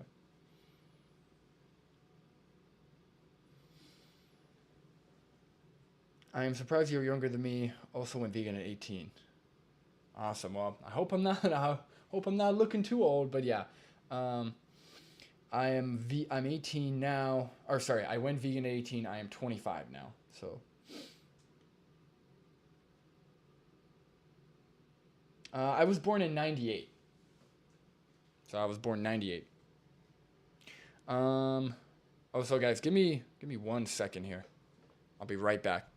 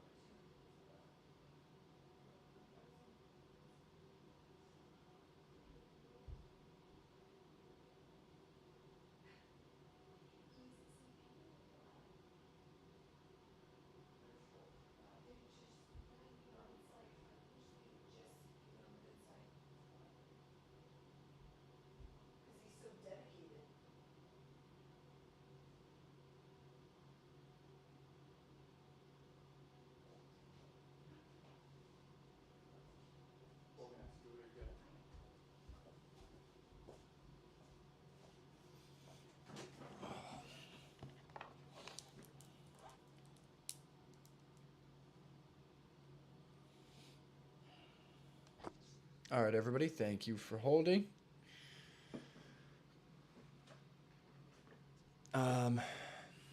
Music Junkie says, no, you don't look old, dude. Thank you. I look young. You look young and mature. Thank you. Thank you. But we'll see. I'm almost liking the old look. You know, I don't mind getting older, so we'll see what I look like in 30 years. All right, let's keep going. Almost done, guys. Thank you for joining in and enjoying. I hope this is enjoyable. So, butter beans are goated, Dan Tasty. I gotta try these butter beans. I don't know. All right, let's keep going. Funding goes to the food that then goes to feed the animals. And again, it's the food that goes to feed the animals that I don't think is the animals you want to eat, Shawn. These are the grain-fed animals, so they're eating the cheap grains, the soys, the things like that. And so most of it, like Shawn was alluding to, the Farm Bill is trying to fund the dairy producers, but also the feed producers that feed the dairy cows. And so most of the funding doesn't go anywhere near the unprocessed foods that we're looking for, or the more natural we foods. can agree regardless of what side we're on, right? Plant-based, vegan, or animal-based carnivore, is that the unprocessed or the highly processed foods is the enemy. I think we need to have like kind of a common enemy, honestly, to corral people around, and that's something that I think is really important, because I don't think Garth is not buying it. I didn't get it. Right. I don't study this like you guys. So maybe y'all got it. Like I study it, but I don't know every last little thing like you guys do in the way that you do. So to the general public, it's like, oh, carnivore is going to solve everything. Oh, plant-based is going to solve everything. It's like, well, really what's going to solve everything is eating real food. That's really the baseline start. And then we can kind of navigate from there. Would you guys agree with that? Well, I would say that, it sort of makes me sad when I see physicians on social media saying that ultra-processed foods are the way of the future. There's nothing we can do about it. You might as well accept it, and we'll make better ultra-processed food. Because the point of ultra-processed food, in my view, is to make it addictive and cheap as possible. I mean, that's what the company's bottom line is. And so if you're going to rely on ultra-processed food to provide better nourishment for us, I think we're going to be in for a big disappointment with that. So I do think as many physicians that care about this stuff should be saying, yeah, this is probably public enemy number one. We should, because you think about it, in 1954, we peaked in our smoking. I think 45% of the population was smokers. It's now down to 14%. So we can do this. I mean, we have the mechanism in place, either through government with corporate cooperation, to make these type of sweeping, dramatic population health changes and lifestyle changes, because we've been successful with smoking. So there's no reason we can't do it. It's just that obviously there's a lot of money involved. And when 95% of the people sitting on the U.S. dietary guidelines have industry funding ties, that's a real problem. Is fiber necessary? Necessary for what? Right. Like necessary? Well, like kind of. without it? I'm going to just share Thank you for joining. That's a great question. I'm going to share kind of what I think most people, how they think of it, at least from my perspective, is like, it's almost, I don't think the idea is that you're going to die without fiber, but you need fiber to be healthy. So without fiber, you are unhealthy. With fiber, you are healthy. That's when I was growing up. That was my mom's belief. That was what I ate. You have a high fiber cereal, high fiber diet, whatever. That's going to make you have more bowel movements. That's going to make you be healthier long-term and short-term. So I think overall in the carnivore animals based space, they kind of say that fiber from plants is not necessary. From what a lot of people I've heard. Now, I'm curious though what you guys both think. So, Shawn, if you want to kind of share more about what the space believes on that. Well, I mean, I can't speak for everybody. I can speak to what I believe. I mean, clearly fiber is not essential for life, or I would have passed away long ago. So it's clearly not essential in the terms that I would describe essential. Like, protein is essential. If you don't have no protein, you die, right? Double negative on that one. It's conditionally beneficial. I don't discount that at all. I think that fiber consumption is a marker of diet quality, as Garth alluded to, this plant-based dietary index. And so if you're eating more fruits and vegetables, you're probably not eating as many cakes and cookies. And I think that's probably where a lot of the benefit is coming from, just what it is replacing. Does it have some, individual, does it provide some sense of satiety? Probably so for some people. Does it limit glucose excursions? You know, an apple versus apple juice? Yes, probably so. So I think there's certainly conditional reasons why fiber, you know, if you're eating a mixed omnivorous diet, I think you should probably eat a little more fiber than obviously junk food. What about my population? Again, I'm interested in a very specific subset of people. And what I see, and there's a few studies out there showing. I mean, one, you know, a study by Tommy Wood, and I think maybe I added there, Tommy Wood and Lucy Mailer, metabolic flexibility of the gut. So we hear so much about fiber and its ability to produce short chain fatty acids, particularly things like butyrate. Well, it turns out that protein can do it, that, you know, being in a low carb state, you have butyrate floating around anyway, and it provides a similar benefit. So I think some of those things you don't need fiber for those things necessarily. I think that fiber has been shown to lower cholesterol. And again, this is, you know, obviously Garth and I disagree somewhat on the value of doing that, but I mean, there are certain clear benefits to having fiber in the diet. Is it necessary? Does it apply equally to all populations? I would say I don't think that it does, or I'm inclined to believe that it doesn't. I see people that, again, I'm interested. I'm not so much interested in healthy people. I'm interested in sick people. And when I get somebody that's got RA or Crohn's disease, there was a study that came out. I don't know. That's one on Prevotella. I mean, there's one on high fiber diet. High fiber diet exacerbates Prevotella copri. I'm one of the species of, you know, it's a weird microbiome. The microbiome stuff is so in its infancy. We don't really know what it does, but there is some indications in some people that more fiber actually makes conditions worse.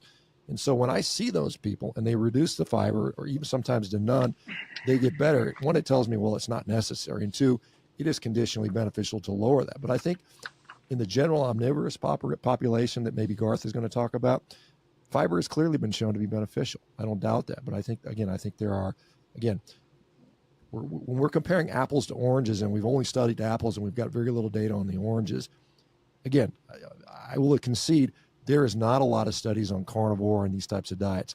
That's why I wanted to get them done, because, you know, I see a signal clinically every day that there are some benefits to maybe reducing fiber in some cases.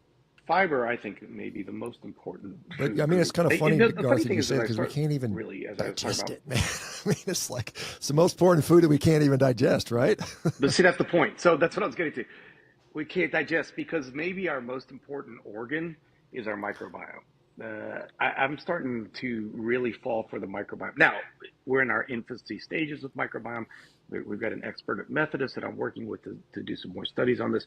Probably the world's expert on this is Andrew Reynolds in the World Health Organization asked Reynolds to do a series of meta-analysis and systematic reviews on fiber and diet, and he did several, one looking at colon cancer, one looking at diabetes, one looking at overall health. You could look up Andrew Reynolds and the World Health Organization series and systematic reviews with looking at carbohydrate quality. I mean, his studies, look, the burden, if you're going to say that fiber is not good for you, and you didn't say that, Shawn, but if you're going to say that it's not necessary, it's not good for you, you're going to have a huge burden of proof, because he's put together some pretty good research. And this is really skimming the surface of the research. I think what's interesting, you kind of brought up, if I'm not going to be dogmatic, my dogmatic answer is there are 1,000 studies showing that fiber is absolutely essential for good health. When you look at longevity studies, funny enough, you would think fruit and vegetables, I think the average person would say, if we're going to say what food group is most associated with longevity, people would say fruit and vegetables. Actually isn't fruit and vegetables. It's legumes and grains.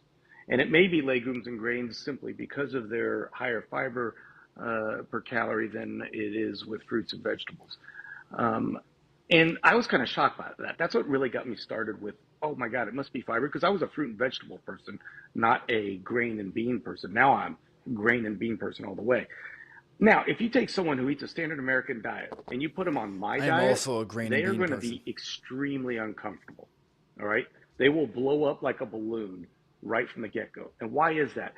It's because we're going through different microbiome. Each of us have a different microbiome, almost like a fingerprint. And you can't say it's Prevotella. I mean, there's there's a general belief that Lactobacillus, Bifidobacter, Akkermansia are good bacteria, and that the Bilophila, Watophila, they got weird names, are the bad bacteria, and Bacteroides, and if you got more Bacteroides, you're sicker. But probably the answer is the variety that you have. And you can build, so there was a study by David et al., which is probably the biggest study, the most talked about study in microbiome, which was a study where they put people on a meat diet and they switched them to a plant-based diet and vice versa, crossover. And they showed that within 2 weeks, we used to think that your microbiome was your thumbprint and you got it from birth. And they showed that you could change it very rapidly. Hello, the problem with Cranfield. changing it very rapidly is that you might not be comfortable with that change at the beginning, and it takes time to adapt. So when I'm taking a low fiber person, I don't put them on my diet right away, or I will lose them as a patient. It is a slow, gentle progression, and it's not just fiber, but fermented foods in order to change their microbacteria long term, their microbiome long term. I mean, you mentioned the Dr. Wood paper, which is an interesting paper. Now, keep in mind, this is not a study. This is basically a what-if scenario. And he borrows a bunch of studies, and all of them are rodent studies. So this was a very high rodent study, and I just don't buy rodent study in humans. But it is an interesting concept. Is it possible? Because it's not just that it's not the microbacteria or the microbiome in and of itself. It's not the bacteria that's important. It's what the bacteria produces. So we know that butyrate, for instance, is extremely important fuel for the lining of the colon. And there's been studies showing that if you have lower butyrate, you have more adenomas. And there's studies showing that if you change the diet to lower butyrate, you could get more atypia in cells. And we know that butyrate is anti-inflammatory. Butyrate is this and butyrate is that, right? So we all love butyrate, and we want cells that produce butyrate. What Wood is trying to say is, in a ketotic state, the cells of the small intestine can generate isobutyrate, which works like butyrate, and it could sub that in for butyrate. And is that true in a adult population? And my answer to you is the burden of proof is on your side for that. There's no studies on it. If you could prove that, that would be interesting. But the burden of proof goes that way, because the burden of proof right now, the burden of proof is not small for fiber. It's absolutely gigantic. Yeah. Well, I mean, as far as huge. Does beta-hydroxybutyrate, which is a circulating ketone in our blood, convert to butyrate? It's one hydroxyl molecule away. That's a very reversible reaction. That's been demonstrated, time and time again. But does it in the intestine? Yeah, and I'm not, I don't know if they've done that in humans. It sounds like they've done that in animal studies to show that it does, and so we can say, well, it's right. probably good. I mean, interesting observations. Most of our microbiome in the intestine is primarily large intestine. I mean, there's some that gets into the small intestine, very little in the stomach. It's primarily, we're talking a large intestine phenomenon. That's where most of the fermentation is occurring. And yet there are people that have colectomies that live long, normal lifespans. They don't even have that. So it's just like, how essential is it if somebody with a colectomy can live to be 80 years of age? And that clearly happens. And so I have to say, I think that the microbiome does impact us. How essential is it? I think that the other thing, again, this is just obviously me relaying many, many anecdotes at this point. I see people with gastrointestinal issues, where it's IBD or IBS or gastroesophageal reflux disease. And when they go carnivore, they cut out fiber, they get better. And so, my perspective on the microbiome, I think at this point, is saying a healthy person has a healthy microbiome. And I don't, it's hard to put the cart before the horse and say, you need to have this Bacteroides to this Prevotella, blah, blah, blah, to be healthy. I think it's a healthy person, by definition, will have a healthy microbiome. And I think that's a fair way that I look at it. There's so much good information in here. I think it's interesting to listen to the both of you guys talk, because there's a lot that y'all disagree on, obviously, but I do think that to have the both of you in an open conversation, listening to one another and hearing it, there's probably a lot that over time we could figure out just with your... Well, I mean, I think from my perspective, we need studies. I mean, I think Garth can point, like he said, he can point to 1,000 studies that supports his position. I don't disagree with that. I think he's talking about a different population than I'm trying to represent. And I think we need more studies. And I think that's what I'm trying to do, but it's not easy. I mean, it's. So why, and for everyone still here, thank you. Boss man, I see still going. I appreciate it. I just don't understand how he can say that, right? He just said that he doesn't disagree with the fact that Garth has thousands of studies that support his position, whether it's fiber, whether it's fruit and vegetable intake, whether it's whole grain intake, plant-based diets. He has thousands of studies that Shawn Baker doesn't deny. So then why would your position be, you know what, I'm just going to eat only meat that has no research done and no studies? Wouldn't you just logically want the research to be done first before you start promoting this? Right? And this is separate from the moral issue. This is separate from the fact that there are victims involved, billions of animals being exploited and abused and killed for food. Separate from that, just from a nutritional science standpoint, wouldn't you want to have that research done first? Right? Like, why wouldn't you align with the actual research, the thousands of studies, and then if there's new research that, is better or undermines that, then switch your position? So again, this tells me it's all conspiracy and confirmation bias. Shawn is inconsistent. Yes, cry of fear. Yes, he is. He is all over the place. Aurelia Glenn, the commercial which aired in the early 1990s for the Beef It's What's for Dinner campaign, a slickly produced ad aired during prime time, launched by National Livestock Meat Board. Right, exactly. There's a ton of funding for meat and animal products. All right. I think I'm going to give it 5 more minutes. I don't think we have to make it to the very, very end. I'm going to give it about, maybe 3 to 5 more minutes, see what they got to say, and then we'll wrap it up. But thank you guys for sticking along. Hope this was enjoyable. I love long nutrition debates like this. So if you guys want to see me do something like this again in the future, or, any other content you'd want to see, definitely let me know. But let's see what's going on with the next 3 to 5 minutes. Let's go. It's hard to get money to get these studies done. I mean, and you're swimming upstream, and even get them through an IRB is tough because you have guys like Chris Gardner. I think it's unethical to do a carnivore study. I'm like, come on, Chris. I mean, there's thousands of people that are doing this. Why don't we study? It is unethical to do a carnivore so we can learn something, so we can all, maybe evolve. I actually love Chris Gardner. I mean, I hate to see these carnivore versus vegan camps where my side, your side, when probably the truth lies somewhere in the middle, perhaps, or maybe some people need this and some people need that. I mean, I think that's the more reasonable way to go, in my view. Right.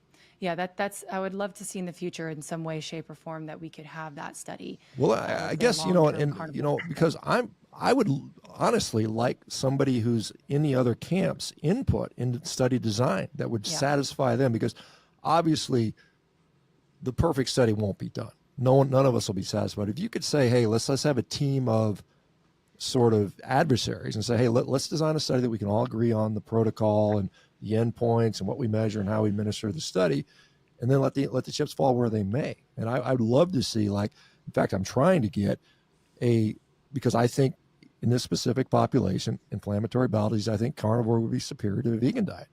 And I'd love to see that study done. I'd love to have some vegan cooperation in inflammatory bowel disease. In inflammatory bowel disease, have you seen the studies on?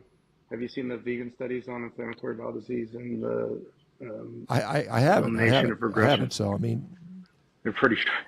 Well, I think that'd be a good one to do head to head. I know there's been. I just talked to a researcher from University of Alabama who's done it was Mediterranean versus specific carbohydrate diet in, I think it was Crohn's, and it was about a third of the people got better with either. The diets didn't make a difference, but I think a carnivore diet would be superior to either of those studies. But it would be fun to do a vegan versus carnivore on that. What do you think, Garth? I think that would be a cool study. I mean, it'd be fantastic. The vegan, it's kind of interesting. You can't do the vegan diet in an acutely inflamed. So what do you? So you use an elimination diet, use an elemental diet. They're not going to tolerate it then. So you lose an elemental diet, and then you get them to remission with meds and everything. And then once they're in remission, that is when, so in Australia, they took a group of people that were in remission with Crohn's, and one group went on a standard diet. Now, standard diet, again, it's not your diet, it's a standard diet.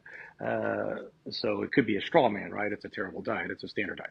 But the vegan group had no remission in 2 years, whereas the other group had 100% remission of their lack of remission or return to Crohn's. So this is an interesting the vegan group perspective, because you say you can't dump a vegan diet in an acutely inflamed Crohn's patient because they'll have problems.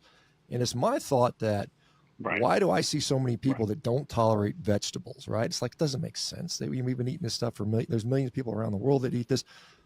I think our modern diet has so severely damaged our gut function, our microbiome, our gut permeability, to the point that somebody who normally should be able to tolerate blueberries is now not tolerating them. And I think carnivore is very gentle in the gut. I mean, that's my sort of hypothesis here.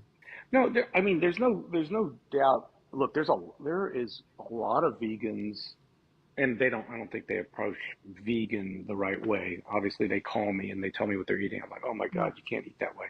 Or they hear me say that you should eat beans, and therefore they're eating like so many beans, and then they're gassy. They wonder why.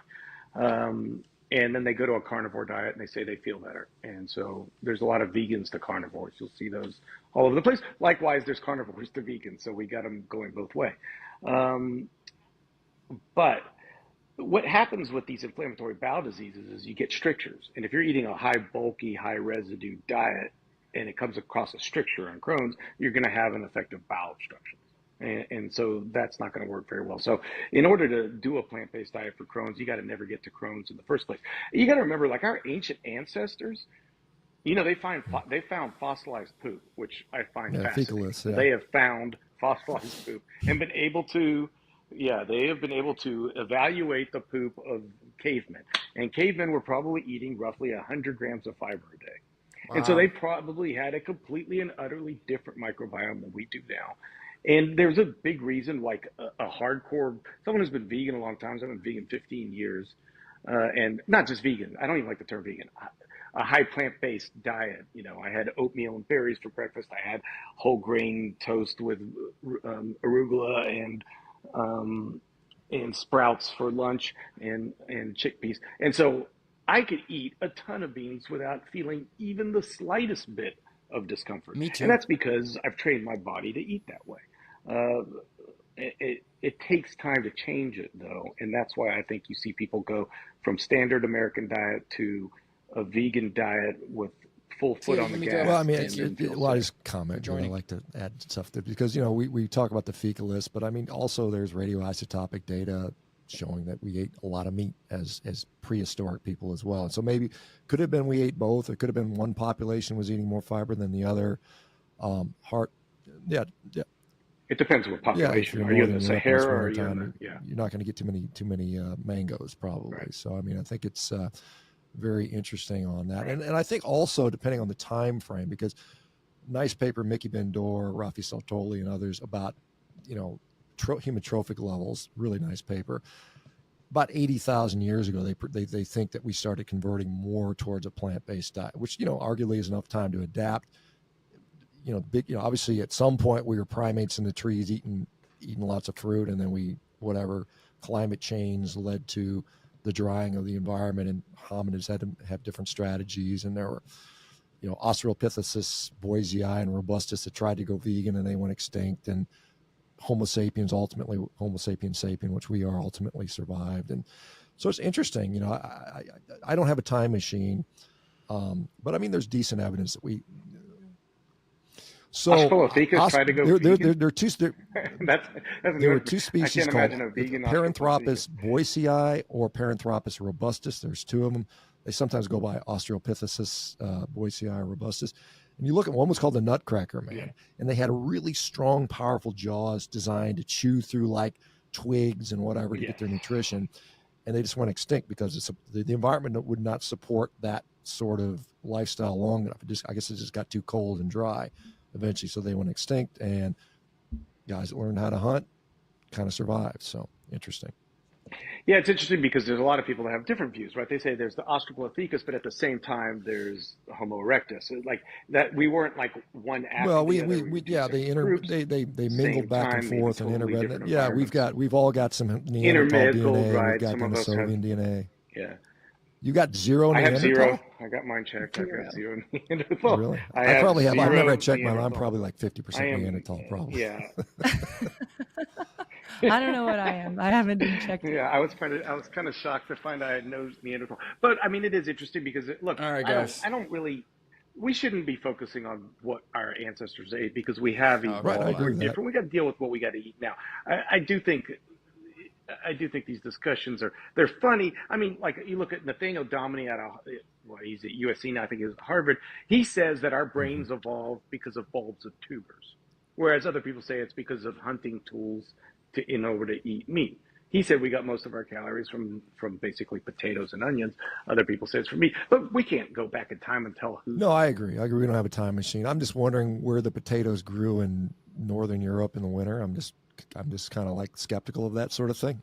Oh no, they grow great. They go great in Russia. They're under the ground. They live. Yeah, But of hey, course. Sean just got conspiracy theories. He's like, I'm skeptical. I don't know. All right, guys.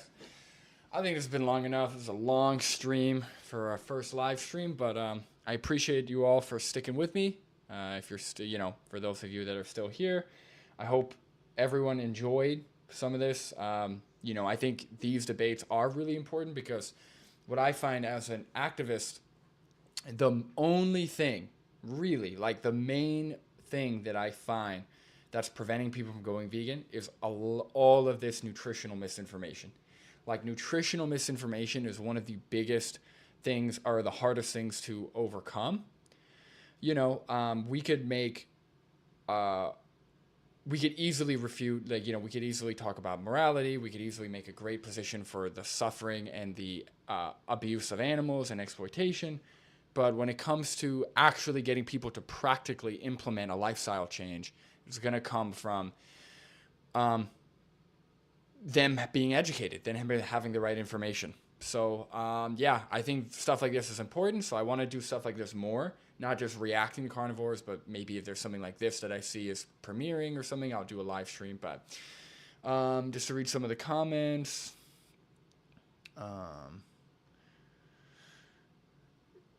Dandelion Gum said the truth lies in the middle. Yeah, most of the time, but definitely not on the carnivore side for sure. All right. Julia said, I'll never forget when I had my first big lentil soup after going vegan. That's funny. I could only assume you're referring to a big bowel movement, which I hope was the case. That's really funny. And Humphrey Bubble says, great first stream, Brandon. Thank you very much. Again, thank you, everybody. I'm going to end the stream. But hopefully you guys will tune in next time. And thank you all for the support and for being vegan. For those of you that are vegan, for the animals, that's most important. So thank you, everybody. And I hope you all have a great night, day, wherever you are. Oh, sorry. Dandelion Gum. Okay. Yes. Yeah. I agree. 100% I agree. All right. Bye-bye, everybody.